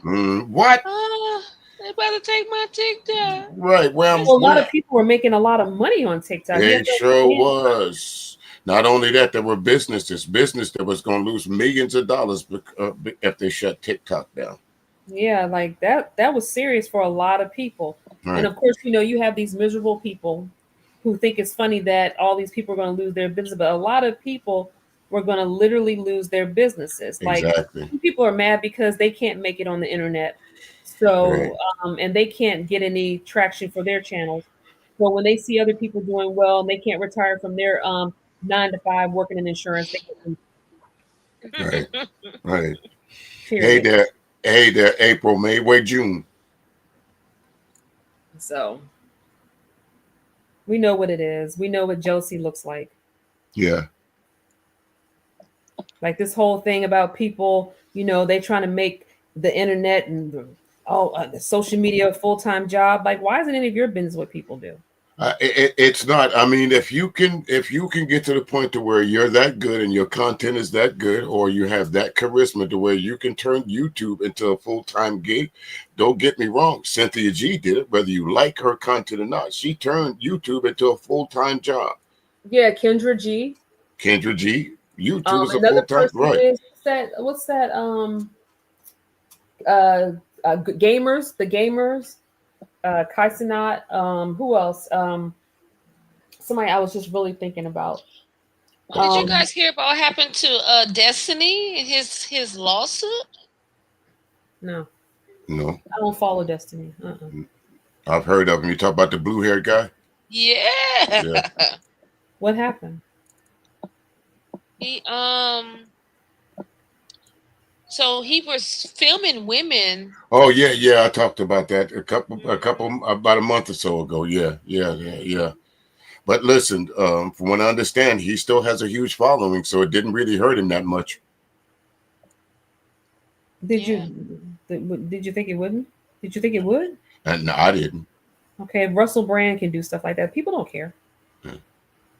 I'm not trying to be funny or anything. Like, people really don't care. Well, I mean, it was pretty. Correct me if I'm wrong, there, Cyber Dreams, but it was pretty horrid what he was doing, right? Yeah, it was disgusting. Mm-hmm. Yeah, I'm not saying it's not disgusting, but people don't care. People don't care because it's women that he victimized. I didn't want to say it. Yeah, people don't care about that stuff. I said, where's June? And she said, it's in July. Good one. Yeah, I mean, it's just like a lot of this whole social media phenomenons. You know, people not really even believe talking about that, Diddy like that no more. Huh? They're not even talking about Diddy no more. Oh, they'll talk about him soon when the case comes up and stuff. They'll talk about it.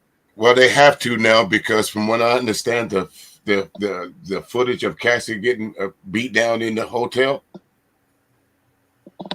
is doctored. What? No, it wasn't. I read on TMZ they said it's not doctored. I don't know. That's a Diddy. That's what they. How can you doctor that? So which part did they doctor, Diddy? The part that you lifted your foot up and kicked that woman? The part that you dragged her? They talk about it was sped up, so they spliced them sometimes together. Okay, say they made you run faster, Diddy.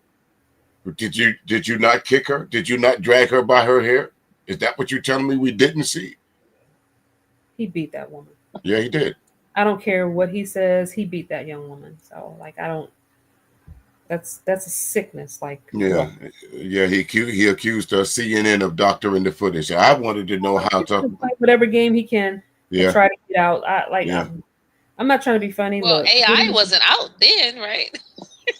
Not last year. Well, last year it was, but shit, that wasn't not back then. It wasn't. That wasn't no AI footage that we saw. That was somebody saying, "I'm about to get rich."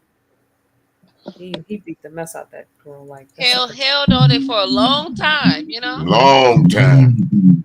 All those Diddy memes that came out. I mean, shoot, I can't tell y'all how much my head hurt after I seen them. Oh man, they were funny. They were funny. Indeed. Excuse me. I ain't gonna lie though. I went and bought some baby oil, y'all. I can't go down to baby owl no more. I can't go down there no more. Hey, I wanted to see what this whole big hype shit was about this baby oil. You know, it's the look that you get when you get to the counter. That's the hype. You sure you want this? I went and bought some. What you gonna do with this baby oil? Hey, my man. And Diddy or Diddy not? Are you part of that? I said, hey, I've been sleeping on the baby oil all this time. Cyber dreams. Imagine seeing. I'm gonna leave that right there, Cyber. Imagine seeing DJ music. Imagine seeing a me. Say that again. Where it has the Terminator on it, but it's now called the lubricator. Hey, I ain't gonna lie. Don't hold me. I ain't gonna hold you. I had to go buy. I had to see what the whole hype was about this baby oil, right? No, I'm gonna leave that comment right there. Hey, Cyber, be careful what you say because you know these. Yeah, they might clip us, right? But I know where. Oh my god! Was it? I cannot remove this visual that I'm having right now. It was so funny, right? I took a picture and sent it to my folks. I was like, hey, I'm about to see what that baby oil do. Well, you know, You know, if you really want to enjoy some baby oil, what you do is you get you a slip and slide.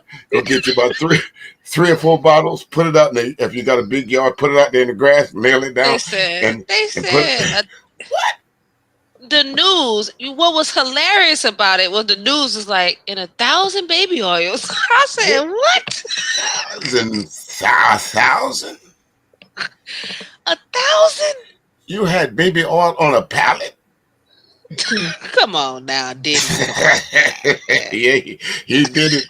He did it. He wasn't Diddy. He did it again and again and again till he got caught. Listen, big shout out to 1,000 bottles. Come on now. Did y'all see Sharon today with his back in the day when he was I guess he was DJing or whatever. He had on these Diddy glasses. He looked like a completely different person. with Diddy with glasses on. He looked like a Diddy. I said Diddy. I said Sharon Diddy. Damn. I didn't watch Sharon's panel today. I actually I did watch a little bit of it. I watched his monologue, and I watched when he somebody was reading out some super chats or whatever. So I kind of watched that, but after I had to do something, so I stopped watching it from there when she started reading super chats. So yeah, it was really good. Yeah, I didn't get into it, but I know enough that. And I'll be back soon.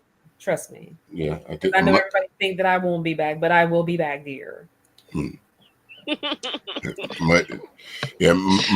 Mudfish must have been a good stream because Mudfish did something on it. Look, he stayed. I feel you, April, because when I brought the baby oil, it was me and like 3 other people in the aisle. They see me grabbing it, and we just all start laughing and shit. Right, that's what I'm gonna say right there. What you gonna do with that one? When I put it on the conveyor belt, you know it slide down slow so everybody see it. You got a big bottle. You got a big bottle. I bought the biggest bottle I can find. Wait a minute. And you went and bought the generic kind? It just say baby oil. It ain't Johnson and Johnson. It just say baby oil. Let me see what kind I got. I think I got the let me see. Please it ain't Johnson and Johnson. It ain't It's Did you say it's the other one. What you say? What did you say? Dollar General? Nah, it's the Equate. Oh, same thing. 20 hey DJ, it's 20 fluid ounces. Don't put it in water, okay? Because it'll just float to the top. You'll have like little bubbles floating. I was like, man, hey, y'all better get y'all some baby oil. I'm not gonna. I could go down that road. Listen, I'm driving down. I'm gonna be good street. Keep off now. I will take a detour to what you talking about. Hey, they say we fem cells, right? But guess what? My baby oil have you. Let them keep on believing whatever they fucking believe. Shit. That's what I gotta go buy some more. Anything to prove anything. Hey, I'm gonna stay buying baby oil. In the back chat real quick. Oh.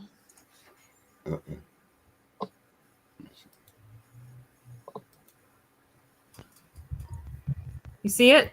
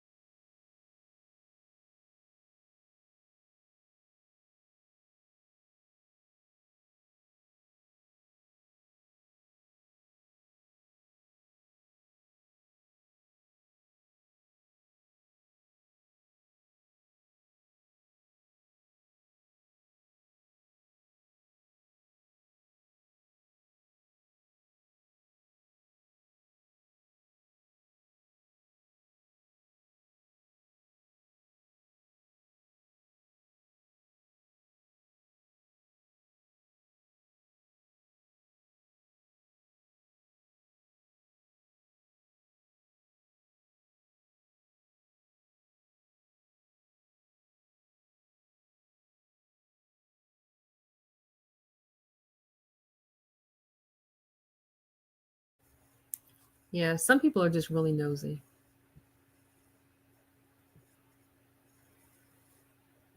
So what were we talking about? Baby oil and spandex. All spandex. Hey, somebody said in the chat, we freaky. Hey, listen, I'm an adult person, and I was curious. So yes, I'm gonna be a baby oil buyer. You're gonna try the 32-ounce bottle next. Yeah, once I use this one up. Yeah, you know, Prism. Some people have no life. They don't. They don't. You know what? I didn't have anything to do tomorrow, so I saw Alex went live.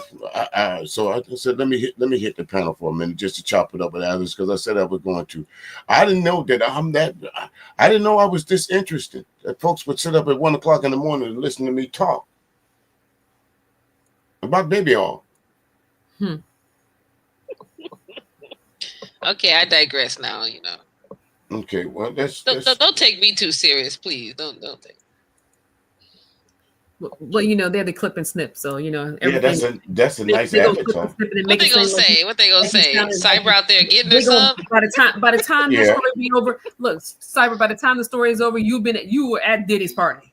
Yeah, oh damn. Me, you, and Prism and Alex, all of us was at Diddy's party. Hey, when my man came over, I presented it to him like he just started laughing as soon as he seen it.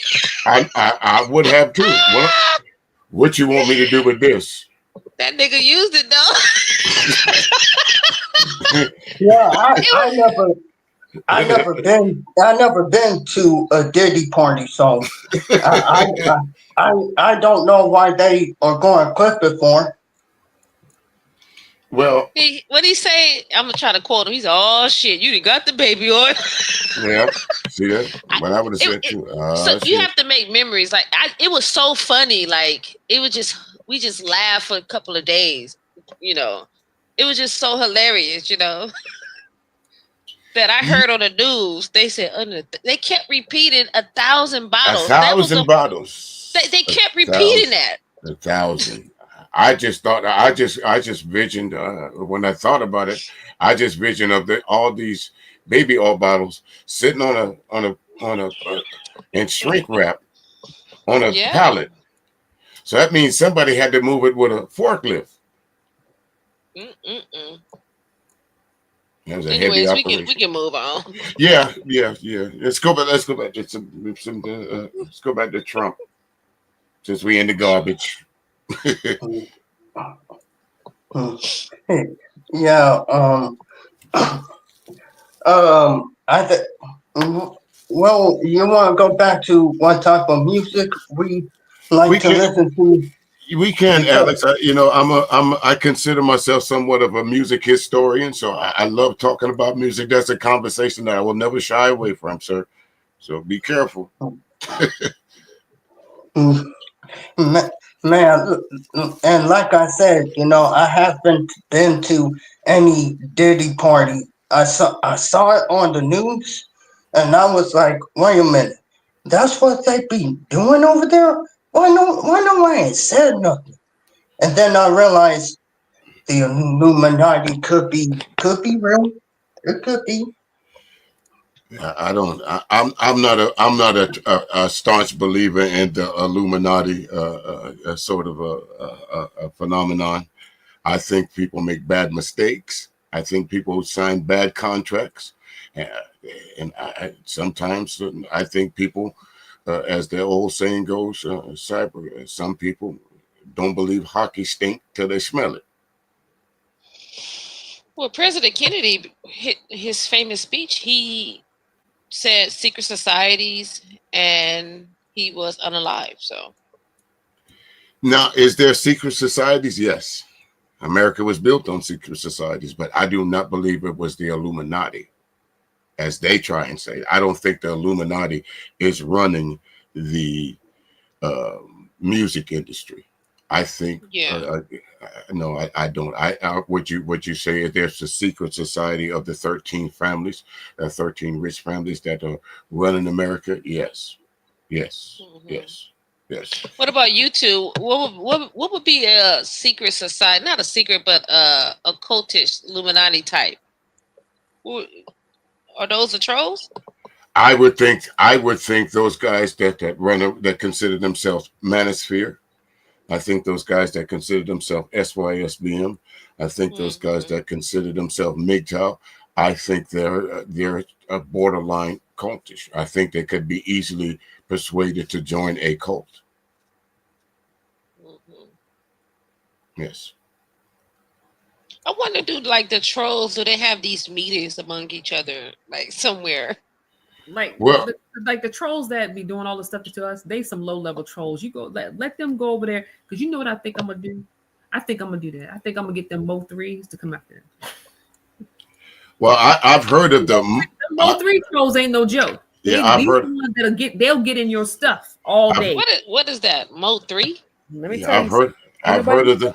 I've heard of the most 3 sector. I dare not go over there. No, thank you. I'm gonna put some in the back chat. Let me tell you who the king over there. You know who it is.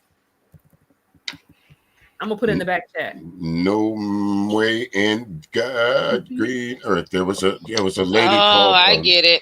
He king over there, girl. Let me tell you. They call Mo 3. Yeah, the Mo 3. The Mo 3 sector. I heard that's notorious over there. They ain't no joke. Yeah. Me and Corey be over there listening. Me and Corey be over there. I don't even want to listen. When I found out, somebody had told me there's one lady, like, no joke, but they come over when what's the dude that does that yearly thing? The Purge. Yeah, some of them come over from there when they're Purge. Yeah, and they wear each other out. Yeah, they're not a joke. That's all they do all night long, all day and all night. All these trolls that's like harassing the other people. I don't name no names. Why they never go to the Purge? Because they know better. That girl ain't gonna pull up on no Purge. Like show all the skills and the attributes that you got, that you claim you have, and go to the Purge. They would never pull up on no Purge. I'm telling you what I know. And don't they got a cam up over there? Nope. No. It's a free for it's a free for all on the Purge. That's exactly what it means. There are no rules. I guarantee you, none of them will go over to that Purge. Hey, remember that guy? He do a rap song every year. What was his name? Uncle. What's his name? Got me with that one. He do a rap song about the whole year. That what is his name? He ain't did one in like the last 3 years though. I'd be guessing. Hello like there. He's like a famous freestyler that he just wait to the end of the year and he'll rap about the whole year. Like, it's pretty dope. Mm-hmm. I see it. I guess this young lady's name is Betterment of Black Women. How are you? Nice to meet you. Nice to see you. Hey, somebody said President Corey been cooking over there. Y'all be up in there cooking, people? I ain't got nothing to say. What? I ain't got nothing to say. I plead the fifth. Y'all be over there with y'all. I plead the fifth. Listen. What's your weapon of choice? The katana, samurai, I plead Draco. The fifth. I'm never going to tell anybody where I go.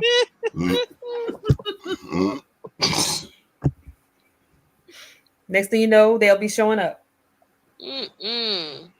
Not now, not never. They'll never know. Yeah, I think it's sometimes it's just moving silence. Yep. Yeah, don't drop out the clouds. See, that's my problem. I have a tendency to drop out the. What did he say? Drop out the cloud. No, I know. I better stay away from them. Around here, like, I'm not telling you. I don't understand why they still what they listening to. Yes, I'm every woman that's all in me. Yeah, That's what it is. yeah. I am the magnificent I am one. honored. The Listen, magnificent. this I'm the magnificent one, darling. there's a song out there that says I am the magnificent. I think I'm gonna add that You to know my. who Prism is to these people? She's like Carmen San Diego. You know where is Where are Carmen you? San Right, Diego? right. Where are you, Carmen San Diego? Tragic. Oh shit! I Who's thought that? if I had this if I can get the skills, I was gonna do that. I would have Prism Face her on Carmen and have all the trolls on the people. Listen, all I can tell you is sometimes it's just. I say this a lot. Sometimes you should not poke a sleeping bear. No disrespect, person, when I say that, but sometimes you can't tell a sleeping bear once you poke them and they wake up, go back to sleep. I ain't mean to bother That's you. part of the problem right there, that they're not getting poked. That's part of the problem right there. They're not getting poked. That's why they're all in me. Is someone living rent free? Are you living rent free somewhere? I'm enjoying it too. Hmm. I done built my little nest in their head and stuff, all in their chesticles. What Well, I'm the chesticles? I'm the Yeah, landlord, so when somebody that lost that their belly's so big that their balls get shrunk that they're all of a sudden they got a big ass belly and a fat titty chest. Yeah, I'd like to call. It's I'd like called to call that. I'd like to call that the furniture disease, where the chest then fell down to their drawers. Yeah, look, that's what I like to call that. look. Some that's the reason why some people men don't never stay home because they smell like drama and a headache. Yeah. Add to it a funky cooch, and that's a good mix for a passport, bro, right there. That's a good mix for me getting the hell on. What is that? On their community wall, it says, "Guess whose business I'm in today?" That's what they do all day long. They in everybody's business. I'm just saying, like some people are just miserable. Like, come on, y'all. Well, again, I don't know. I don't know what's so interesting about the four of us here tonight. That I know in the East Coast is 1:16 here in the morning. I enjoy your company. I was going to do an upload for the night about some music. I'll go over and upload it to my site. Some folks said I don't know what I'm doing. I'm not a legitimate DJ, so I figured I was going to practice my skills a little bit. so what year did you show interest into like music? Ever since I was a child, I've always been the name that I used, the MUZIQ. When my mom's was small, they used to call her music, so I just changed a variation from that. So the on stage persona that I use is pretty much an homage to my mom's. Oh, that's really nice. Yeah, That's really nice. yeah, and yeah. I'm sure she's honored. Yep. She is. Somewhere I have her. I have her saying, "She'll have a radio drop with her voice in it." But of course, I don't. I don't listen to it now. But I do have her saying it something, telling the audience, "Thanks for listening to my son." And that so far, that's been the highlight of my career that I've been doing this.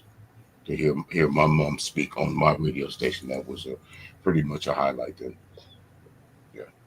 That's nice. But I've been doing this music business for quite some time. I mean, growing up, music would be on first thing in the morning. We would get ready to go to school with music. We'd So you basically seen the evolution of music. Absolutely have, absolutely, absolutely. That's why I can honestly say, huh? I said, is she trying to tell you that you're old? I don't mind. I don't mind being old.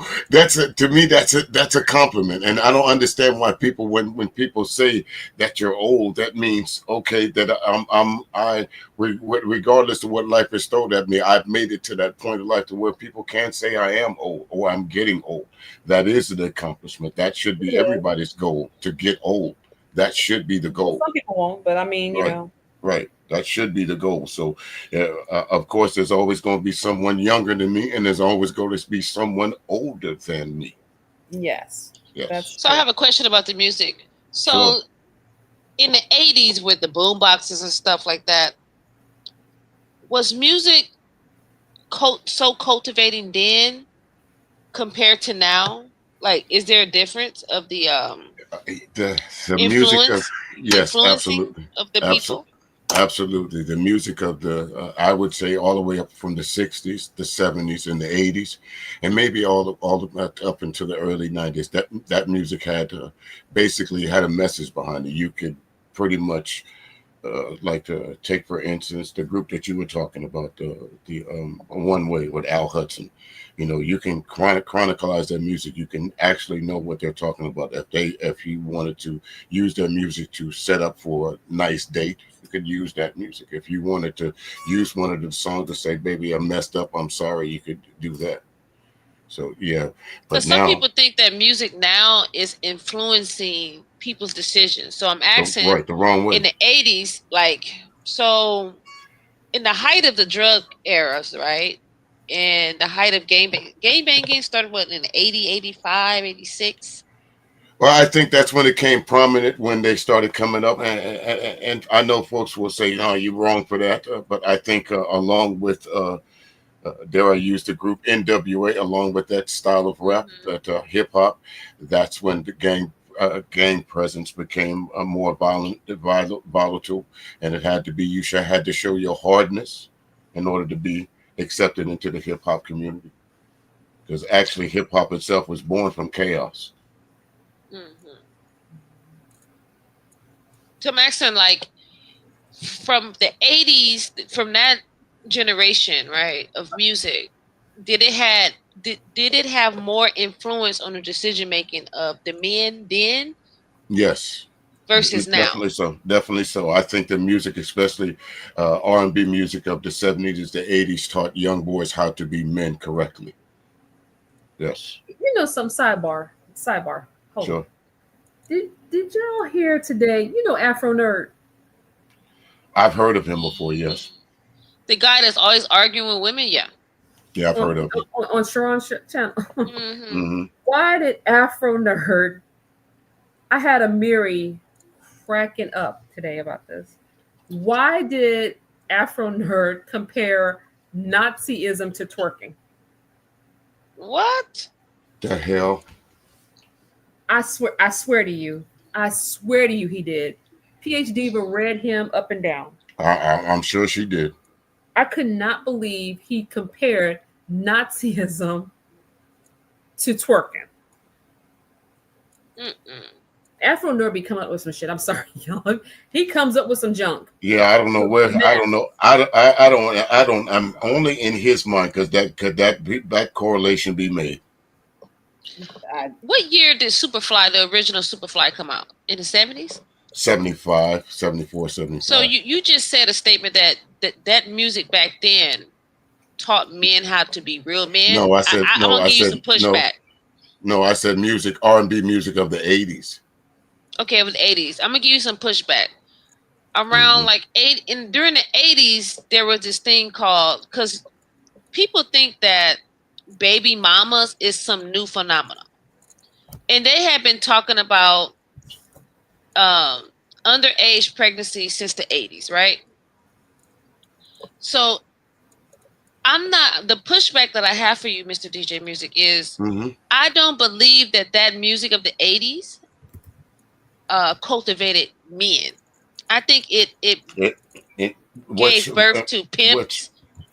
Um, and right now we see the residuals of that those progenitors, right? We see the residuals of that, and then we're trying to make it seem like so, okay. today is some new Okay. phenomenon. Okay. I think I was specific what I said, so I'll say this again. R&B music of the 80s, meaning the music of Luther Vandross, music of Mm-hmm. Freddie Jackson, the music of um,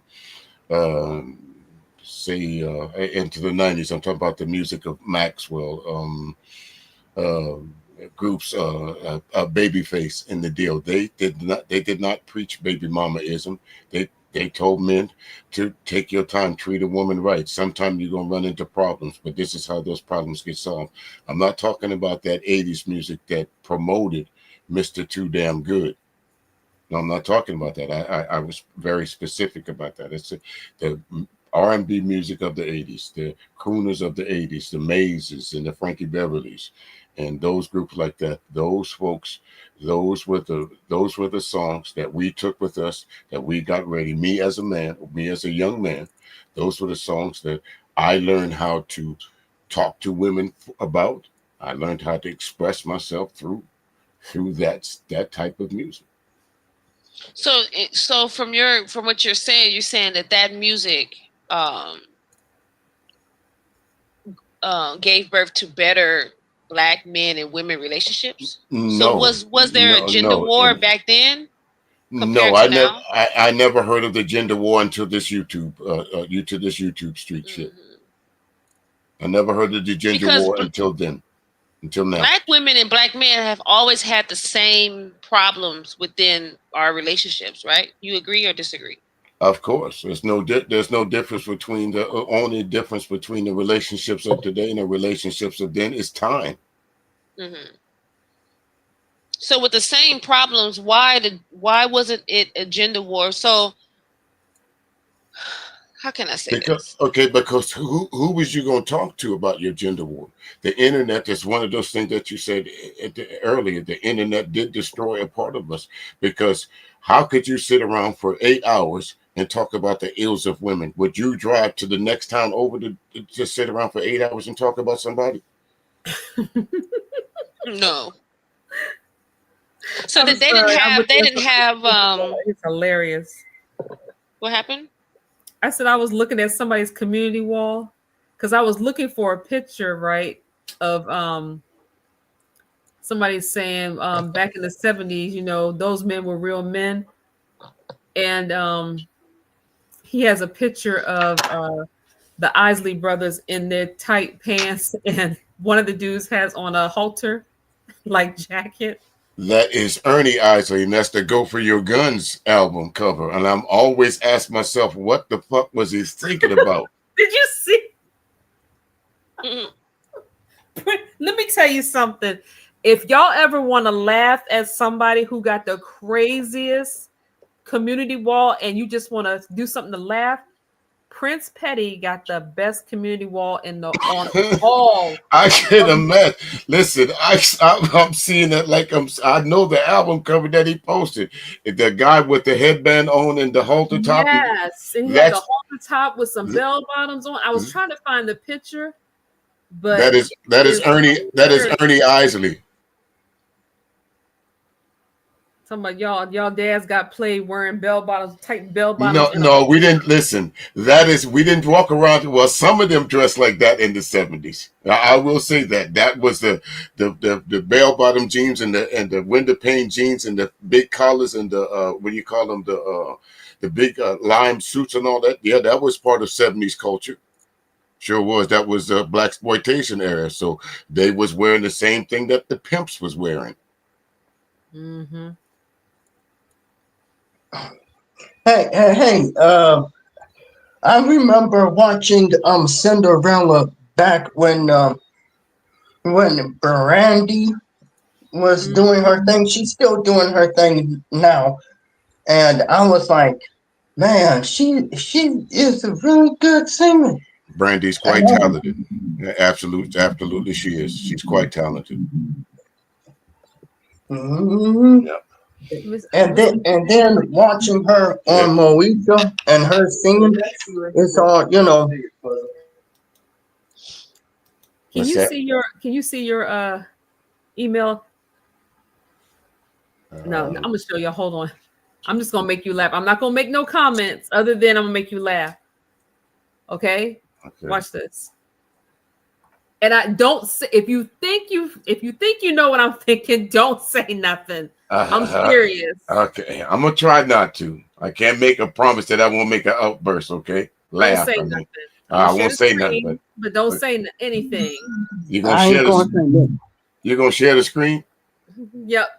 Don't say anything about what you think I'm thinking.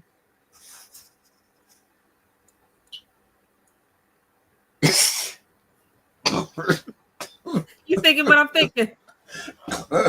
I don't know, but God you thinking what I'm thinking? I'm hoping not. I'm looking at it on my email. I got. Did you see the picture, Cyber? Was that the HIV images? What What you was didn't see that? the lips. You didn't see the lips. Them ashy ass lips. Okay, look in the back chat. Are y'all thinking what I'm thinking?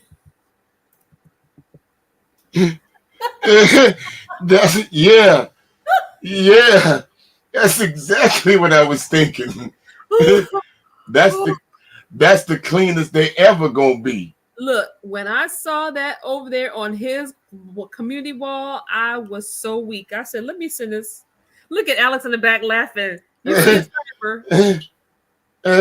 We can't say nothing here because you know why. But yeah. I wanted that. I wanted that. Is that who I was going to ask you? Is that who I'm thinking it is? Yeah, that's what I was thinking it is. Yeah. But let's go back to the subject. Miss April May was talking about.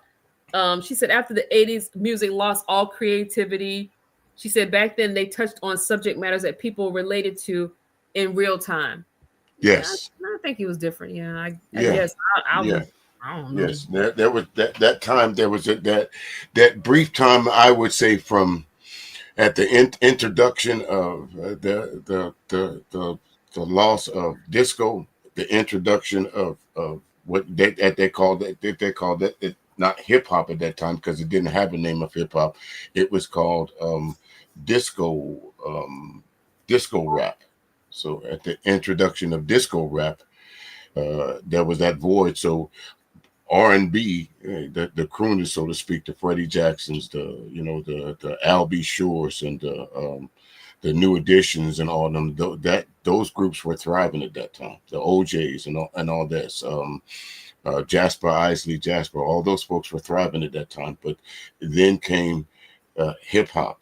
We started having like what do you call it? We had Grandmaster Flash, we had Sugar Hill Gang, we had Super Wolf, we had all these rap groups, and then we had R&B lady Sylvia Robinson pushing all these groups out there. So instead of her pushing the R&B groups, she was now focusing on hip hop groups. So we ended up with the Public Enemies. We ended up with this with a brand new culture of music. So that the R&B got pushed to the side. So when we get to the late mid '80s, early '90s, we only had a few R&B groups. We still had New Edition. We had Shy. We had a few others, but they got old. So the only place you was gonna catch them at now was on the Chitlin circuit. You think music is worse today? Much worse. Is In what manner? The resurgence of R&B is starting to come back. I think with like artists like October London and a few of the others, it's that part of the music is starting to come back. But as far as of course, I will never shit on somebody's artistic abilities, but the finished product of what they call artistic, it's not artistic. How hard is it to say I'm gonna shoot you up or bend over? Or my booty hole brown and my coochie pink. What's the artistic value in that? There is none. Did it sell? It's sold, yes. Yeah, that's the artistic value. I guess that's it. It's sold. Right. So, but again, that song wouldn't have existed in the 80s. No, I don't think. No, it would not have existed. Why? It's censorship. First and foremost. That's the main thing. Okay. Well, I mean,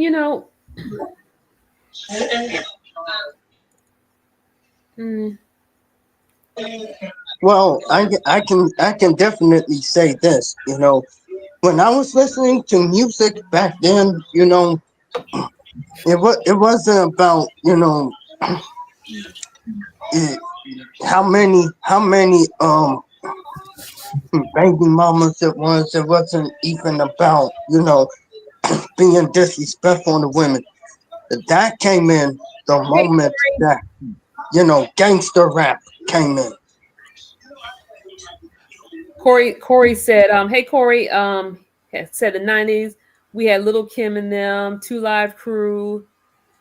And it's true, we had a lot of people in the 90s. I think a lot of the best music, I think me and Corey were talking about that earlier, like some of the best music came during neo soul. That was kind of like the resurgence, I guess, of older soul music or whatever. And it was so short lived. I think you and I had talked about this too, Mr. DJ Music, like Jill Scott, Kanye Doss, NDRE, Music Soul Child, what's the Raheem Devon, Rashawn Patterson Rashawn Patterson. Let me think. What's her name? Michelle Marsha Ambrosius. Michelle India Cello. It's a lot of music right there. I love neo soul growing up. That is absolutely great music. It doesn't it does the body good. Jaheim. Yeah, Jaheim. Of course, the late Angie Stone. Yes. Let me think of who else. They don't bring up Jagged Edge because he sung about marriage. Oh yeah. Let's get married. Yeah, they did sing. They did sing about that. Yep. Who else is another? They sung about having wives and being the protector of their woman. Yep. Case. Yeah, Case was good. Joe. Right. Joe was good. Mm-hmm. Yeah. Who else was like Eric Benet? Yeah. We cannot forget about the Sugar Hill Gangs. The brand. And the brand. Yep. Yep, I agree. She said violence and vulgarity have no real value. I agree with her. Yeah. And that's one of the things I miss about the Sugar Hill Gang. Alex, you and I were not even born around the Sugar Hill Gang. What are you talking about? I was born in April 1st, 1996. And Alex, the song Sugar Hill Gang was gone. That's like my uncles and stuff like that. Am I right? Yeah, the Sugar Hill Gang came to prominence in 1979 up until they weren't even thought of. Yeah, the Sugar Hill Gang came into prominence in 1979, and they weren't even thought of. They had a run from maybe from 79 my dad to 86. And mom was making me. Right. Okay. They were working on it. Yeah. But I came like 10 years later. They was working on it. 10 years later. Yeah. I heard one of their songs from the Dr. Doolittle, the first one that came out. That's what I'm saying. Like, we have connection because some of that music was in some of the TV shows we were watching. It doesn't have anything that's the only significance of it. It's not really about the fact that like we remember who they are. Because I don't remember what the dudes look like. Right. We just know that, like Corey said the same thing. It's like some of this music, like, it's the only connection we have to a lot of this music because of our parents. I have connection because of like knowing who Stevie Wonder is, Marvin Gaye, Diana Ross. Who else? Temptations. The Temptations, right. I know them because of my parents. Bobby Womack, right. Right. If your parents are I would say 55 and above, if you have uncles that are 55 and above, all those artists you just mentioned, that's our soundtracks. Those right. artists. We are Aaliyah. We are like all the Neo Soul. We are Justin Timberlake. We are Backstreet Boys. We are NSYNC. We are who else? Let me think of some singers. Blah, blah, blah, blah, blah, blah. We Trey Songz. We are y'all that generation of folks. Brown. Right. We are right, Marion. Right. They were new to us, but right. They were right. 702. Yeah. Oh, I love 702. Yeah, we are all. That's us. Yeah, you're what's that? Brownstone. You're that generation. Aaliyah, Mary J, Drew Hill. That's all of us. Yeah. Right. Yeah, that's y'all. That's y'all's generation of music. Eventually, y'all gonna start calling that old school. Well, damn, if it ain't already old school, we ain't like. I mean, like, no, look, that ain't old school. That ain't old school. No, not real old school, but I mean, nobody's talking about Jagged Edge and them walking around with a big belly now. Come on now. That ain't so. They ain't so much jagged as much as they used to be, right? Come on now. Think about it. What's the dude name that was on all the TikTok videos doing that weird dance where he slayed his leg like he used to do it back in the day, but we know he's not really doing that? Genuine. We know he's not moving like that anymore. No, that same OG. He's not genuine. He geriatrics. He's geriatrics now. Did y'all see him on the stage?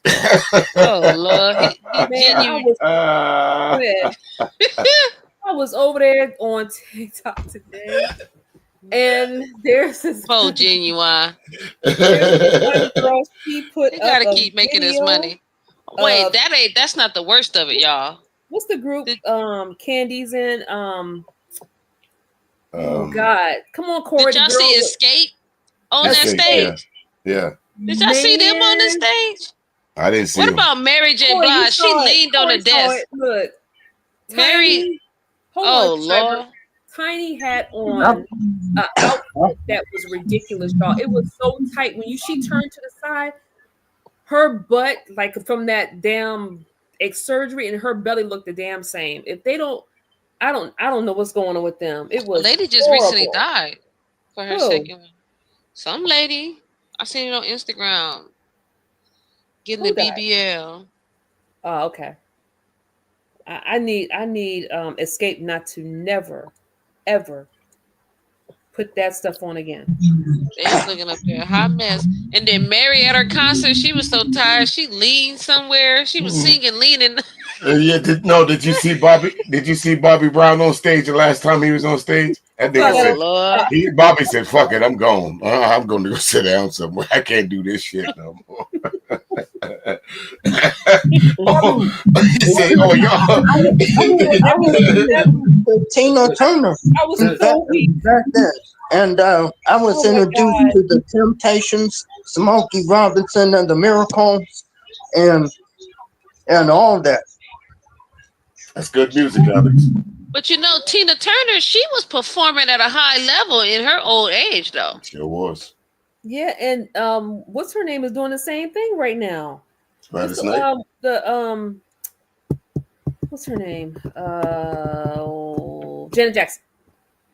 Yeah, Janet Jackson's still out there doing it. But I'm not trying to be funny, y'all. Like at some point or another, but I'm not trying to be funny. But if y'all go over to TikTok and just start looking at Bobby Brown was doing every little step, and I swear, nigga said, "Fuck it, I'm gone." He didn't even do every little sit I take. Woo. It's every little sit I take. The shit is funny. I'm sorry, but that progression. And he was the man. Bobby Brown was the man. Yeah, everybody else looks the same. Ron looks the same. Bobby looks the same. Ralph looked the same. Michael Bivins looked the same. Mike Bell looked the same. But Bobby Brown looked like Bobby Double Pounds Brown. Somebody said he looked like Cedric the Entertainer. That's what he said. He quarter pound. He quarter pound brown. They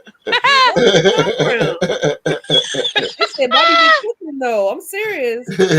Right? Corey said them He drugs was, couldn't hit me. he was on stage and with New Edition, they were doing their little steps, and he whispered into Ralph's ear. He said, "Listen, I'm getting tired, man." They kept on doing it. He whispered to him again. He said, "Oh, you think I'm kidding?" Bobby dropped the mic, got off the stage. He said, "Look, and I ain't doing this no more. We ain't doing no more steps here tonight." Oh my gosh. No more New Edition. It's vintage now. It's Right. vintage. It's Read old edition. Read the comment. Miss April May said, I still have my concert ticket from Marvin Gaye's concert. I She tried said it. right before he transitioned. She said, I'm that old. Really? That might be worth some money. Wow. Listen. I still got my my last ticket from the Ohio Players concert. April May. She said, "Who?" You don't know the Ohio group, because I think I've seen that around somewhere. You don't know the Ohio Players? Hey, Prism, No, what do you call that old paper? Like that old paper? What do you call it? Parchment. Yeah, he got a parchment ticket. You're wrong. You're wrong for that. I thought you was on my side tonight. Yes, damn. His ticket look like the dead. Hey, Prism, his ticket look like the Dead Sea Scrolls.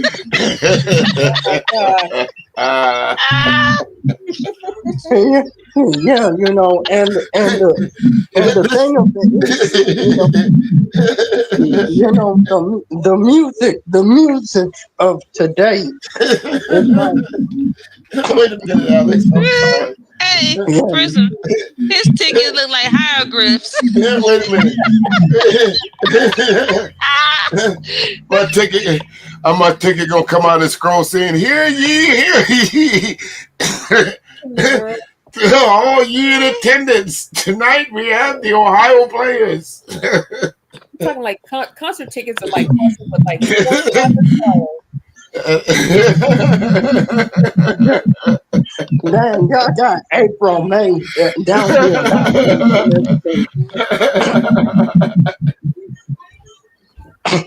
But yeah, and when I was scrolling on YouTube, I found a group called I think it was 5 Star, and because when my mother was listening to one of the songs called "Fall Down," I went on ahead and I searched for them, and I was like, oh, so this is the group that was singing the song.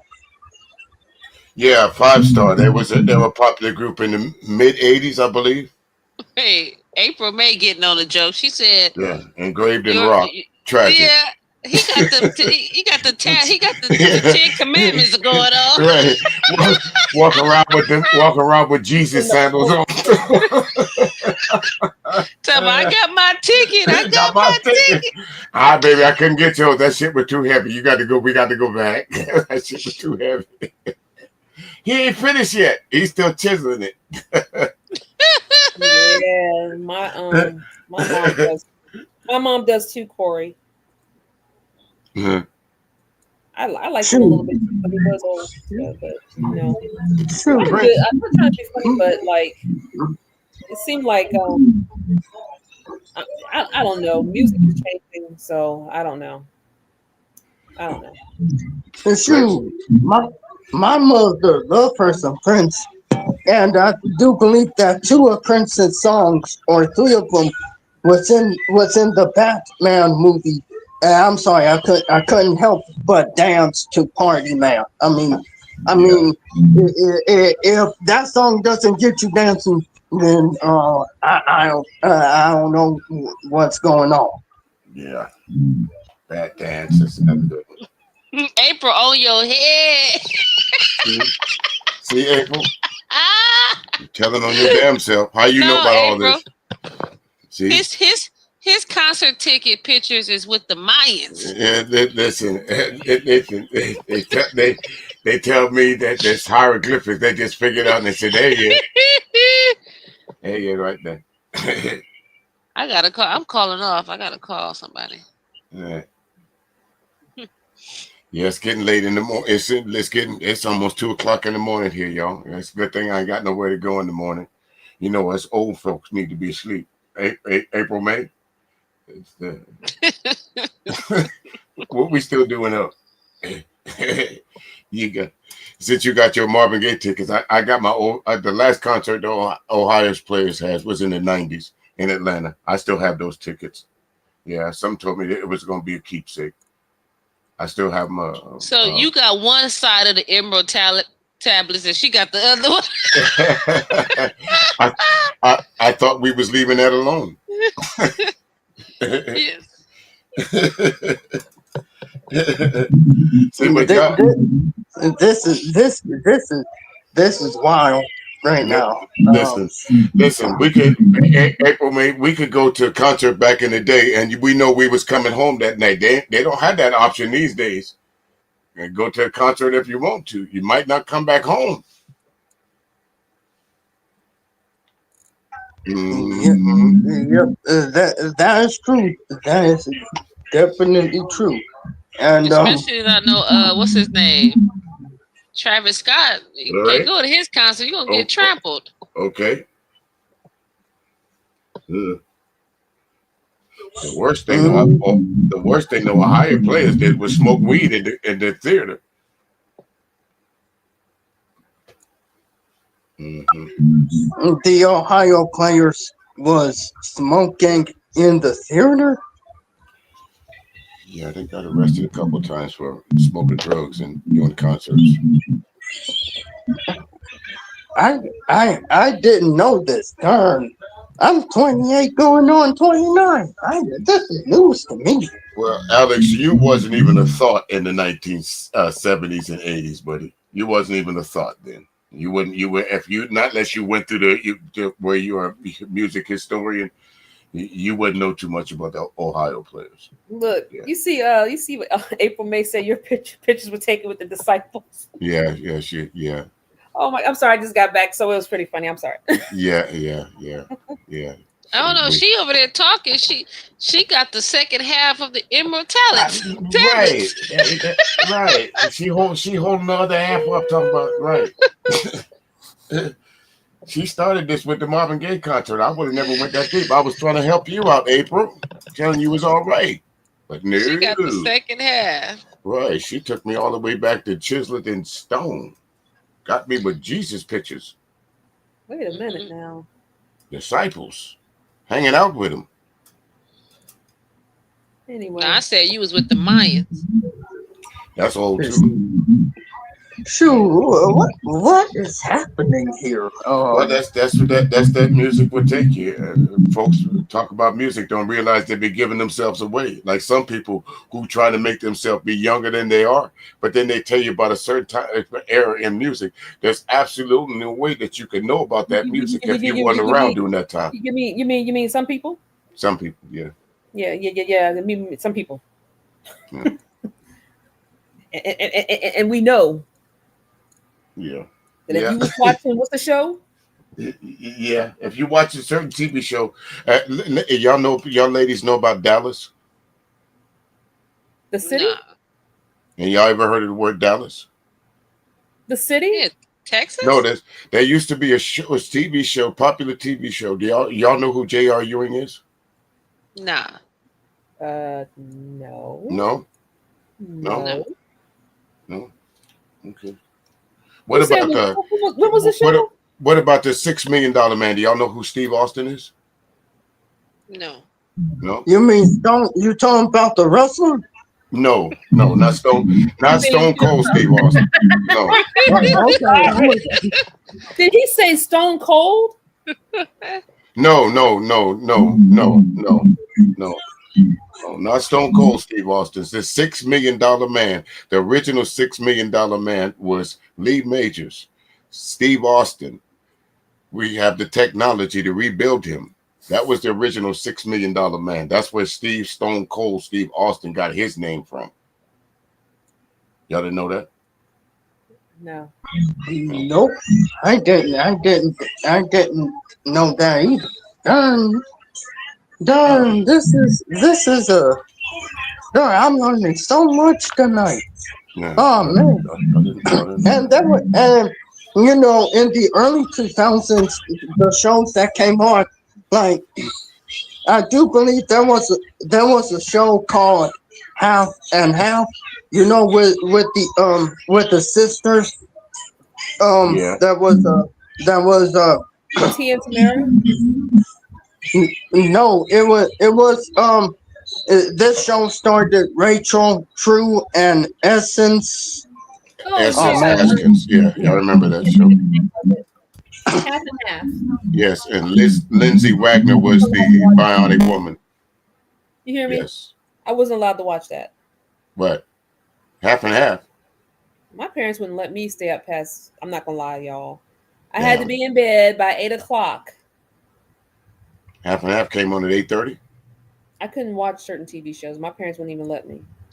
So, what's the oldest television you guys remember? The oldest model. The flat screen? What? What she asked me? Uh, What she say? the oldest model of TV. What do you guys remember? And she gonna say flat screen. I remember when TV had tubes in them. Okay, what am I supposed to remember? The flat screen, right? No, no. Y'all don't. You don't. Y'all don't. You don't remember. Y'all don't. Your parents don't. You don't. Your parents don't have a old TV that looks like they use for furniture now. No. The oldest TV I can remember is that the one that had it was in like a brown box. It had like a turn knob. It's Magnavox. Yeah, that's the oldest I can remember. Yeah, Magnavox. That Magnavox was if you had a Magnavox in your house, you was big timing back at a certain time in your life.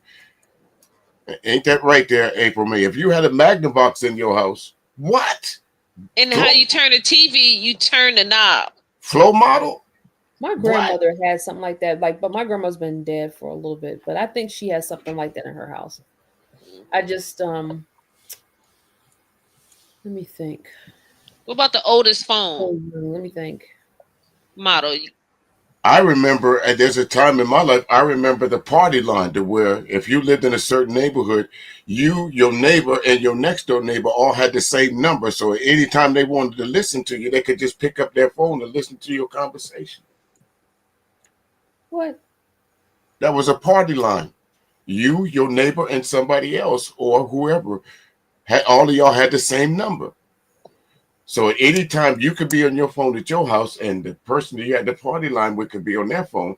You didn't necessarily hear them listening to you. Well, you didn't know they would be listening to you. Why do I feel like I want to say silly Nettie? Well, listen, see, that's what. So what? Look, don't you feel like that's a country level somewhere when he talks? Did you have a beeper? Did you have a beeper back in the day? I had. Beepers was the shit in the 90s.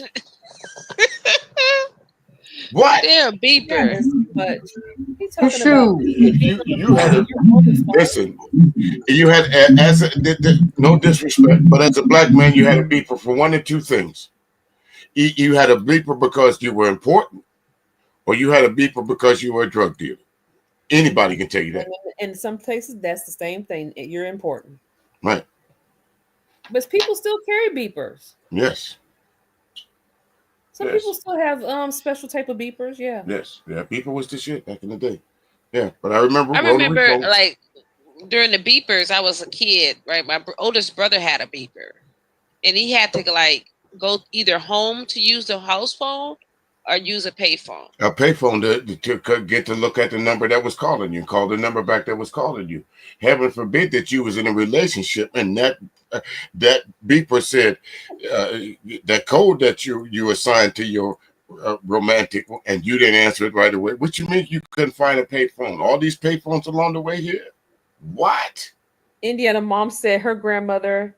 She said my granny's TV had a radio turntable, eight track player on top, and weighed over 200 pounds. It sure did. I figure out what that would look like. What? It took up a pretty good part of your living room. Mm-hmm. Remember the first big screen TVs? Yeah, I remember it. You couldn't get it. Listen, try and lift it by yourself. You can pick up the TV by yourself now. Try and pick up one of them TVs. Try and pick up one of them. You know what I was telling Cyber? Do you know how advanced washers and dryers are right now? What? Yeah, Korea, I got a smart one. In Korea, believe it or not, they have a washer and dryer combo. And I know what you're thinking. You're thinking like the washer is one and the combo is like two separate parts. No, it actually washed the clothes and dry the clothes in the same drum. Damn. That's how advanced they are right now, ahead of America. Right. But speaking of that, Corey, I don't understand why people don't love outside. I don't understand it. I'm gonna speak to that, Corey, as a young boy and as a male.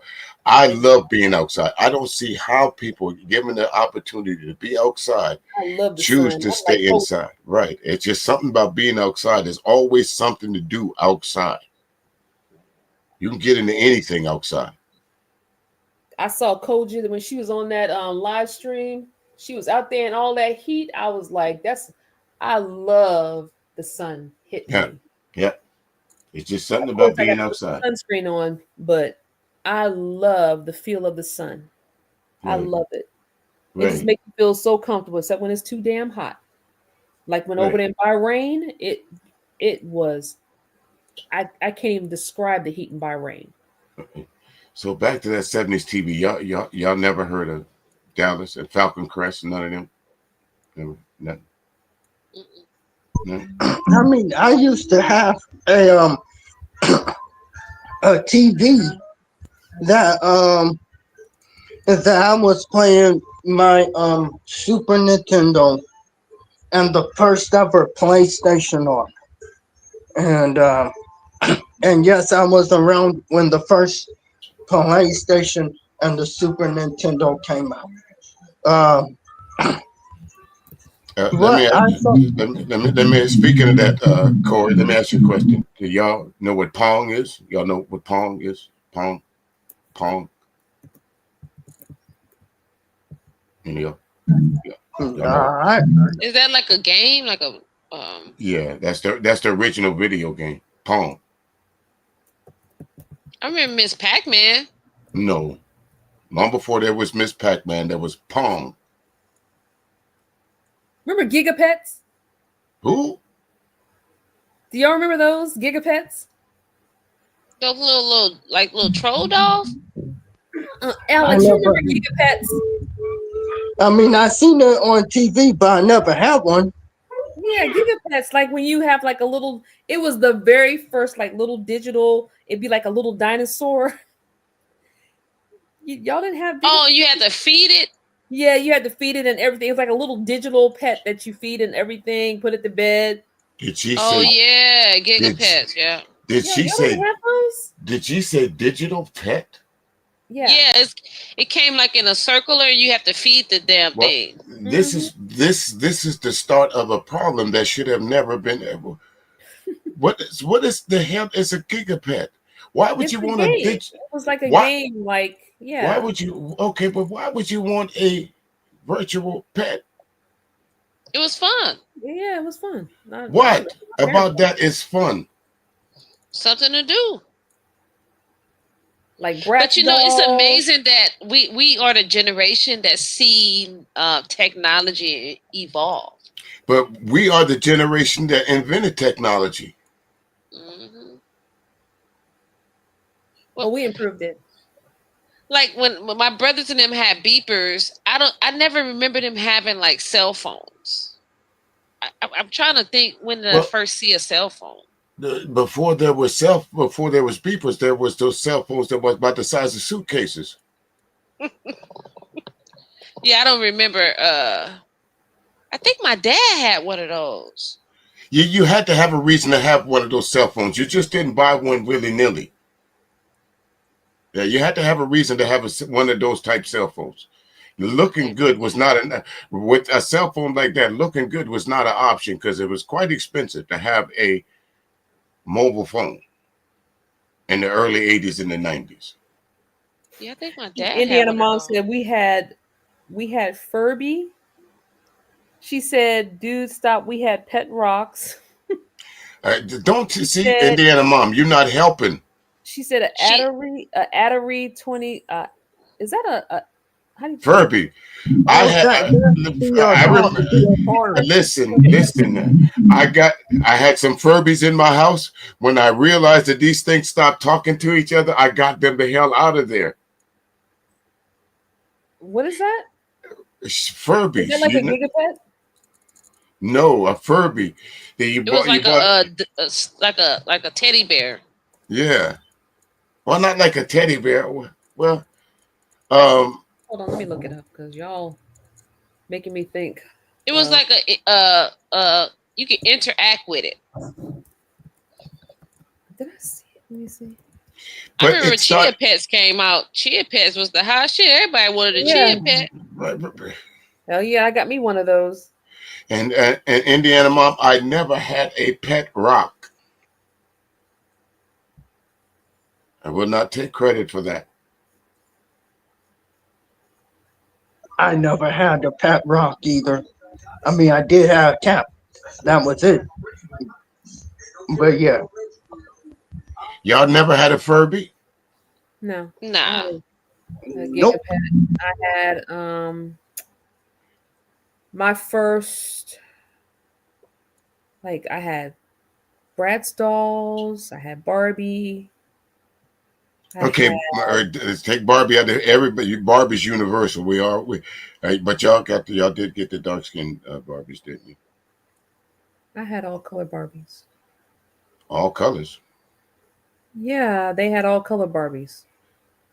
Oh, I remember the GI Joes. The little Yeah. GI Joe men. My father You mean never you mean stopped talking you about the G.I. Joe. you mean the Green Army Men? Yeah, we had those, and then we had the GI Joes. Mhm. And And from half do you so remember we used to be able to go buy like these little lowriders in a box and put them together? Yeah, yeah. Yeah. We made out here in the country. We made our own. Are you talking about soapboxes, derbies, and stuff like that? Soapbox No, there cars. was like miniature little lowriders, miniature cars, and then we used to take a D battery and take what was the machine we used to use? We used to take it out of something A to lawnmower. make the no, it was a miniature one. It was like no bigger than your hand. We take the D battery and take this I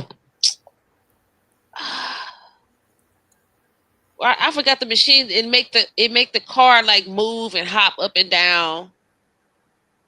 You mean the hydraulic system you're talking about? Yeah, we should take it out of something else and put it in a little model cars. Alex, Buzz You have Lightyear. you gonna have you go who you gonna have to talk to Prism and Alex about that because I Power completely. Rangers, Beanie Babies. oh, the Power Rangers. Yes. Yes. The Power Rangers. I'm telling you, I used to the watch that Green all the Ranger, time. The Power Rangers. the Green Ranger though he was on another level. The who? They're gonna make the Powder Puff Girls out to a movie. The what? The Powder Puff Girls, they're gonna make a movie out of it. No, Mhm. You mean no. those? You mean those smears Bubbles with? and what was their names? Bubbles. Come on, Cyber, you freaking ain't that damn old. Listen, Um, I was outside. I was an outside kid. I was I mean you wasn't outside. Shoot. I wasn't really, I don't know, I wasn't really watching. I was watching Tales from the Crib, What in the world? No, Martin. It Mm-mm. was Buttercup, Bubbles, She wouldn't No. go to. Basically, what she just said, she wouldn't go to bed. Blossom, and it was I'm thinking Listen, of I was somebody else. I outside. can't think of it. I think that's it. That's it. Man, they done messed up Dragon Ball Z. I ain't gonna tell you. Yeah, they They done They didn't. They didn't messed up because Hey, they ain't know. y'all remember the original cable boxes? Oh man. Well, me and my There was a time we had no cable. Mm-hmm. Analog TV with the little. The antenna. Uh-huh. Yeah. Yeah. In order to get some great reception, especially if you lived out in the country, you had to put aluminum foil around the antenna. Yeah. Yeah, Alex. Yeah.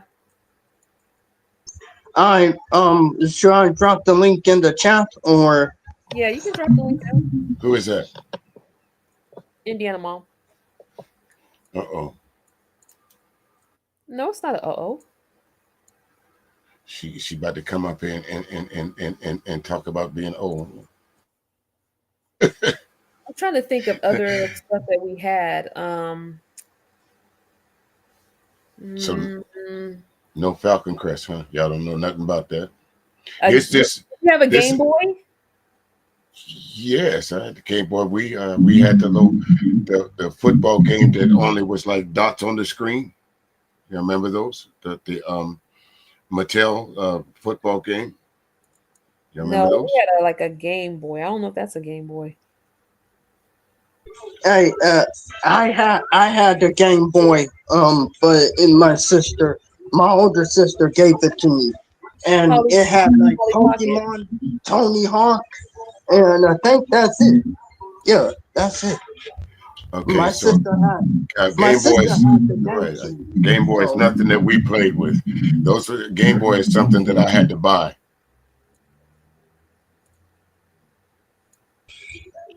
shoot, my sister had the Game Boy and she had the GameCube and all the Zelda games all in one was for the GameCube and also Soul Calibur. I think it was Soul Calibur 2 that she had. I can't remember. But it was one of the Soul Caliburs that she had. What is Alex talking about? And to tell Talking about you the the games on the truth, Game Boy. and like wait, Prism, you remember Tony Hawk, right? The Tony Yeah, Hawk skater. game? Yeah. Yeah, Yeah. skateboarding. Yeah. I kept dropping in the water. I mean Come on up here, Indiana What was Mom, the and best help me. movie for you, Alex, in the 80s? For the not the 80s, the 90s. What about She's All That?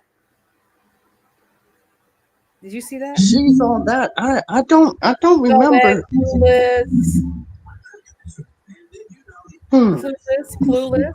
Those are no, we didn't watch those. It doesn't ring a bell. Godzilla. Who? The first Godzilla came out during the late, I think it was it No, was right at 2000. the first Godzilla. Came out 2000. Yes. No, Yes, it did. in 1967. You're talking about? No, the first Godzilla came out 2000. The first Godzilla was a black and white movie. Godzilla 2000 came out. Oh, you mean the one with Matthew Broderick? Yeah, I seen that. Yeah. Prism, Congo, and Congo, and all those movies that came out those were remakes. Right. That's why I said Godzilla 2000. Yeah, Godzilla, the original Godzilla was in black and white. Okay, I'll take your word for it. From Tokyo. Yeah, how you doing, Indiana Mom? Godzilla, you never have, let me ask you, Prism, have you ever heard of Godzilla versus Megalon? No. Never. Who did Godzilla fight in that the first movie, Alex? And the first one, it was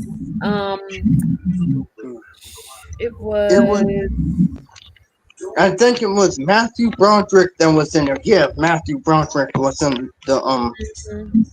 I the just first can't one. think of. Ultraman.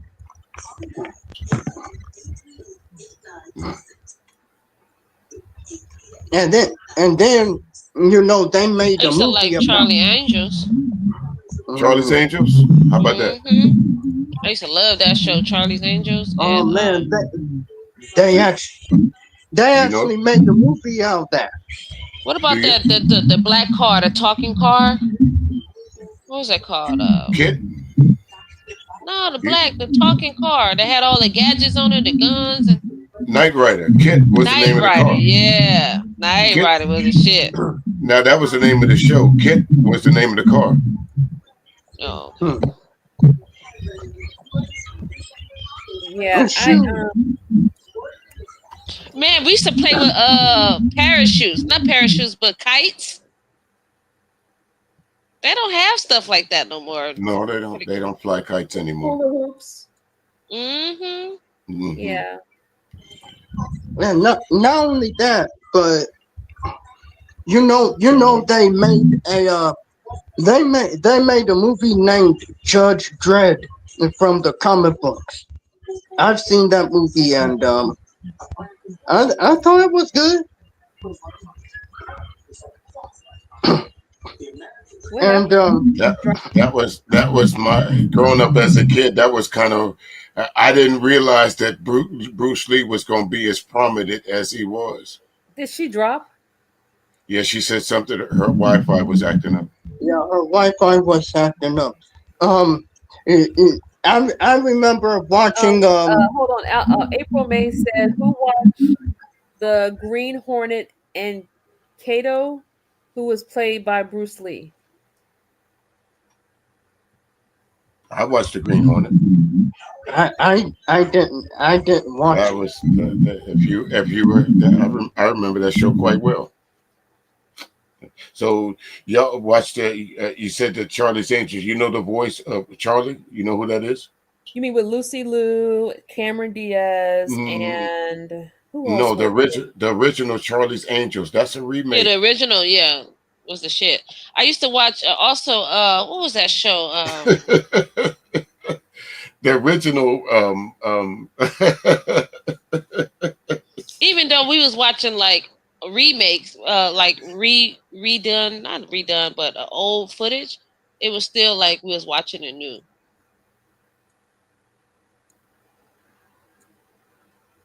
Oh, and Lucy. Oh, we used to love watching Lucy. I love Lucy. That was her. I guess her character was portrayed by Kate Smith. Farrah Fawcett, which should have been, was Cameron Diaz, and the other lady. What was her name? I can't think of it. I was watching Sanford and Son too. She's a '70s baby. Drew Barrymore. My dad is over there watching Sanford and She Son played all That Kate the shit. Jackson. Yeah, she played. I never really could watch Good Times though. I just didn't like it. Like this is. Yeah, April May. Bless I their mean, hearts. I only watch it because of them. They don't know better. They don't know better than April May. What was that show? The Hillbillies. Beverly Hillbillies was watching that too. I watched that. I watched that probably weekly. Reruns of the Beverly Hillbillies. Yeah, we was watching that as kids. Yeah. Shoot, That shit was funny. Beverly Hillbillies was funny. Yeah. I had to force myself to watch the Beverly Hillbillies. Y'all probably really turned up. Y'all talk about some like P Valley. P Valley, like it shows like y'all. You talk about who? I mean, like some of the stuff that's out today is probably nothing like what y'all watch. So I don't know. What's the best show y'all got up right now? Like everything right now today is basically reality TV. porn online. Yes, or reality TV. I ain't lying, but no, I'm talking about it's like for real. Like you see it everything. Like stuff I couldn't watch when I was like on TV. Yeah. You don't even have to go see no movies anymore. Like everything, Tyler Perry put everything out there. Yeah. I didn't know he was such a freak, but yeah. Yeah. Petticoat I'm Junction. That's serious. another Like he good. has everything in his shows. Like my friend told me to go watch this movie called Beauty Black, something like that, Black Beauty or Beauty in Black, Black and Beauty, something like that. And I was like, oh my god, I was like, TV has just gotten so. Well, it's on Netflix, so it's different. So, but yeah, it's like everything is out there. Yeah, they don't leave nothing to the imagination. Mm-hmm. Everybody's showing it anyway. They don't make no difference. They like it's hidden. Mm-hmm. I'm serious. It's not like it's hidden. Like everything is already out there. Yeah. They got some crazy shows on TV now, so I'm telling you, they got some wild stuff. Hello, Indiana Mom. Welcome. Hey, Indiana Mom. Hey. Okay. I know you guys don't know. This is like a few minutes ago, but when you guys were talking about the toys, I was going to explain what a Furby is. Yeah. Because I have 3 of them. You still have at the yours? same time. I have one. Antiques now? They're what? Like keepsakes, right? Keepsavers or No. Do you remember the movie called Gremlins? Yeah. Well, of course you do. You notice how they went silent? Yeah, Gremlin was a shit. You know, sometimes you know every damn thing, haven't you? You, Prism, you've never seen the original Gremlins? Told you. That movie's classic. Tragic. Okay, well, do you remember? Classic. Do you remember? Yeah. Do you remember Gizmo? Yeah. The cute gremlin? That's the Furby. That's what a Furby looks like. I'm gonna look it up. And you sit them across from each other and they start talking to each other. They're probably about, I'd say probably 8 to 10 inches tall. And they look like a little stuffed animal, but they're not. They're not computerized. And they come with like a variety of stuff. They come with like a spoon, a blanket, and like it's like a little booklet that's like a pocket-sized booklet that you would get with like a new cell phone, and it has translations because when they speak, it sounds like gibberish, but they're supposed to be from a different Furbish. planet. They're speaking Furbish. So they have a different language. Yes. And you have to look in the booklet to see what they're saying. See what they said. Yes. And when they talk, they start out with basic stuff like I'm hungry, I'm sleepy, I'm lonely, whatever. And you have to interact with them. And the more you interact with them, the more they learn. And eventually, they'll start talking to each other. Well, eventually they'll learn English. After a certain amount of time, they'll start speaking in English. And if you have more than one, they will talk to each other. And they'll do it at the most random times, like time of the day, in the middle of the night. Yes, anytime. Mine used to start would wake up and start chattering with each other at like 2 o'clock in the morning. Yes, and that's why I said the first time I heard that happen, y'all got to go. That sounds like something my mom got spoiled.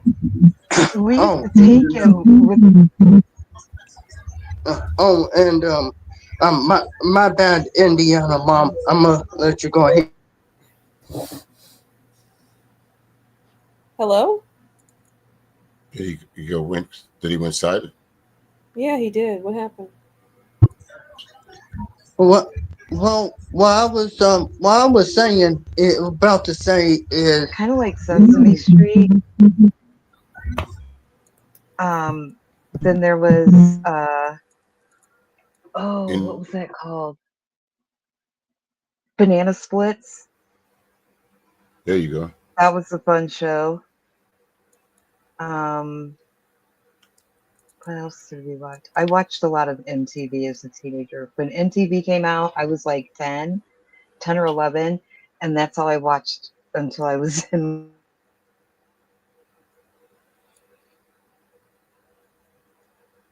She go out again.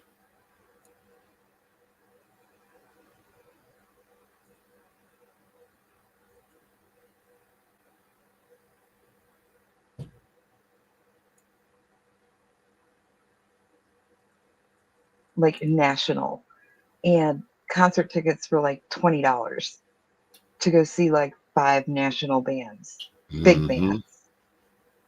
And the venues were huge. We used to go see like a lot of concerts in Fort Wayne because we lived nearby. And the Coliseum, I'm not sure, would hold at least like 18,000 people, something like that. And we would go to huge concerts all the time, music festivals like Lollapalooza. Yep. We went to Ozfest, but that was like way later. Let's see, Rock on the Mountain, Rock something, I don't remember. But we were either roller skating at a concert, cruising. We were never home. And we didn't really have curfews. I mean, there was a city curfew, but we would be out till 3-4 o'clock in the morning as teenagers. You're right. You didn't have to worry about disappearing. No. And it was like we automatically knew how to avoid situations because you learn quickly when you sit down to breakfast every day and the milk carton has a missing kid on the side of the carton, and it's a different kid every week. So we just started being like, okay, we're just making sure I don't show up on that carton. Okay. And young people really think we're joking when we say that every night after the local news at like 11 o'clock, there would be an announcement that would say, it's 11 p.m. Do you know where your children are? That really happened because most of the time our parents didn't even know if we were home or not. Didn't know where we were at. You're absolutely right. They did not know where we were at. It's 10 o'clock. Do you know where your children are? Exactly. And we thought it was a joke. Right. Because we would mock it all the time. But we would wander in 2 o'clock in the morning and my mom would be like, oh, I didn't even know you were gone. Well, thanks, Mom. Okay. Whatever. Y'all was lucky. I had to come in the house when the street lights came on. We did too, but that's when I was like 8. By the time I was 12, we were staying out till midnight. Right. When I got to 13, 14, 15 years, 16 years old, home at 12, you got to go home, man. Yeah. You what? You got to go in the house when the light come on? What? I remember being 16 and being the only one in my group that had access to cars. So all my friends would ride with me to the rink, and I would spend like an hour driving around picking everybody up. And my mom knew. So if the rink closed at midnight, then it would take me till 1 o'clock to take everybody home. But then we would go cruising after the rink and hang out at Burger King and go cruising until 1. So I wasn't expected home till 2:30. Right. Listen, when you left the skating rink, you hung out in the parking lot for about 30, 45 minutes. Then you went to Burger King. We went cruising. We went cruising down the strip. But y'all didn't have to worry about like stray bullets and stuff. So. No, none of that. No. The worst thing. Well, we did if you went in the wrong neighborhood. A knuckle sandwich fight. That's about the worst thing that you saw at. But now, wrong thing. And like in school, we didn't have metal detectors or anything like that. we had like what we called like a school officer, which was usually a retired cop who was like 70, and his whole job was to patrol outside the school to catch anybody that was trying to skip. That's it. Anybody could just walk in any doors because we would sneak out the band door and run across the field and up the hill and across the railroad trestle, and we'd be home free. Skip school. Right. We did it all the time, and but we didn't have fights in school like that. I mean, maybe in all of high school, I remember maybe 4 fights in the whole 4 years, and they were always broken up pretty quickly. What do you think changed? Oh, that's a rough. That's a that. I'll let part you of go. it. I'll let you go first. I think the music changed a lot of it because it went from, I mean, we went from like Zap, you know, and Now it's Michael changed again to Jackson, mass shootings now. and we went, but I mean, I think a really bad influence was like for women, it was Two Live Crew. They were terrible. They were disgusting. And then Don't like forget about Luke. Yeah. And Too and like Short. the Dr. Dre guys, they talked a lot about Excuse me for a smoking minute. weed. You had Luke, and then you had Too Short. I think that was the influences towards women. Then you had the other people influencing. I call it the propaganda, black culture propaganda machine. That's what I call it. So. And then you had Dolores Tucker. You see Dolores Tucker saying that, you know, gangster rap was bad. But then you have people who agreed with her, but then you have people who disagreed. And now here's the thing: I have respect for Tupac, no doubt about it. But I think he was wrong with what he said to see Dolores Tucker. Yeah, I want to know, like, why do people reverence Tupac? Like, he's like a hip hop god. Why do they put him such on like reverence? Tupac Shakur. Well, to me personally, I'm gonna. I think music is as a part of what changed. I think the culture and its overall self changed. Prison. I do believe that the parents these days decided to become friends with their children instead of being parents. I do believe that they think that being friends with their discipline your child, for some reason it took on a whole new meaning. Instead of it, I'm disciplining my child, now they allow the children to decide what discipline meant. Of course, you scream at a child, that's discipline. That's too much discipline. If you spank a child, that's too much discipline.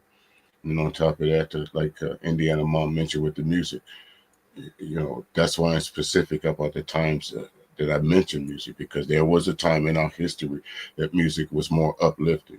It taught people to the ins and out of different parts of relationships. But now the music we have today, especially more popular music like drill music, like again, does it sell? Of course it does, but that's just a direct reflection on that our society itself is just there are, if you want to talk about going all the way back to biblical, we're talking about Sodom and Gomorrah. When's enough going to be enough? when a parent's going to take responsibilities. They're always talking about single house homes and whether you grew up in a 2-parent household versus whether you grew up in a single household. That, to me, that does not give the bearing on some of the shit that we see today, because a lot of the stuff that's being perpetrated, whether they believe it or not, is done by these so-called gangster rappers or movie stars or entertainers that grew up in 2 parents households. So they cannot just say, well, this is how single moms is raising our youth. It's how our parents are raising the youth. The stuff that we got, that y'all get away today, and I'm saying y'all as reference, that y'all get away today. Truant officers used to come after us. If you didn't show up to school, your parents had to have a reason you weren't there. Now all they got to say is they'll say he didn't show up to school today, and that's enough. Back in the 70s and 80s, if you didn't show up to school, if you didn't get on the school bus, your parents knew right away. Now it may take 3 days before they figure out that you wasn't in school. No, that's just my idea of it. To answer your questions. Good night, Indiana Mom. Yeah, it's kind of late here for me here also. I should have been asleep by now. Yeah. And Alex? Yeah, I'm going to end it in 5 minutes. Okay. It's great. Yeah, I'm gonna get ready to hop, y'all, because we might as well end it anyway, because I didn't know it was that late on y'all's side. Yeah. It's just, sometimes you. What did Kendrick Lamar say? See, I am up at the time. Sometimes you got to pop out and show them. Right. It did exactly what we needed to do. Yeah. And no drama. As predicted. Right. As predicted, right? Yep. As predicted. Okay. Hey, Alex, let me know something. Let's stay backstage for a second. Alex, we're gonna go ahead and say goodnight to everyone. Okay. And we'll stay backstage for a second. All right. Okay, good night, everybody. I want to go ahead and thank DJ Music and also Prism for coming up. I also want to thank Cyber Dreams and Indiana Mom. I mean, this was a good live stream. What y'all think about it? I think it was good. Thanks to April May for entertaining us. Indiana Mom and other people that stopped through. But I think it was fun. It was cool, nice, relaxed, chill, just the way it should be. Corey, Mike Spearman, who else popped by? I can't think. Yeah, all those folks that you mentioned, the ones that you didn't mention, again, Alex, I think we had a great stream.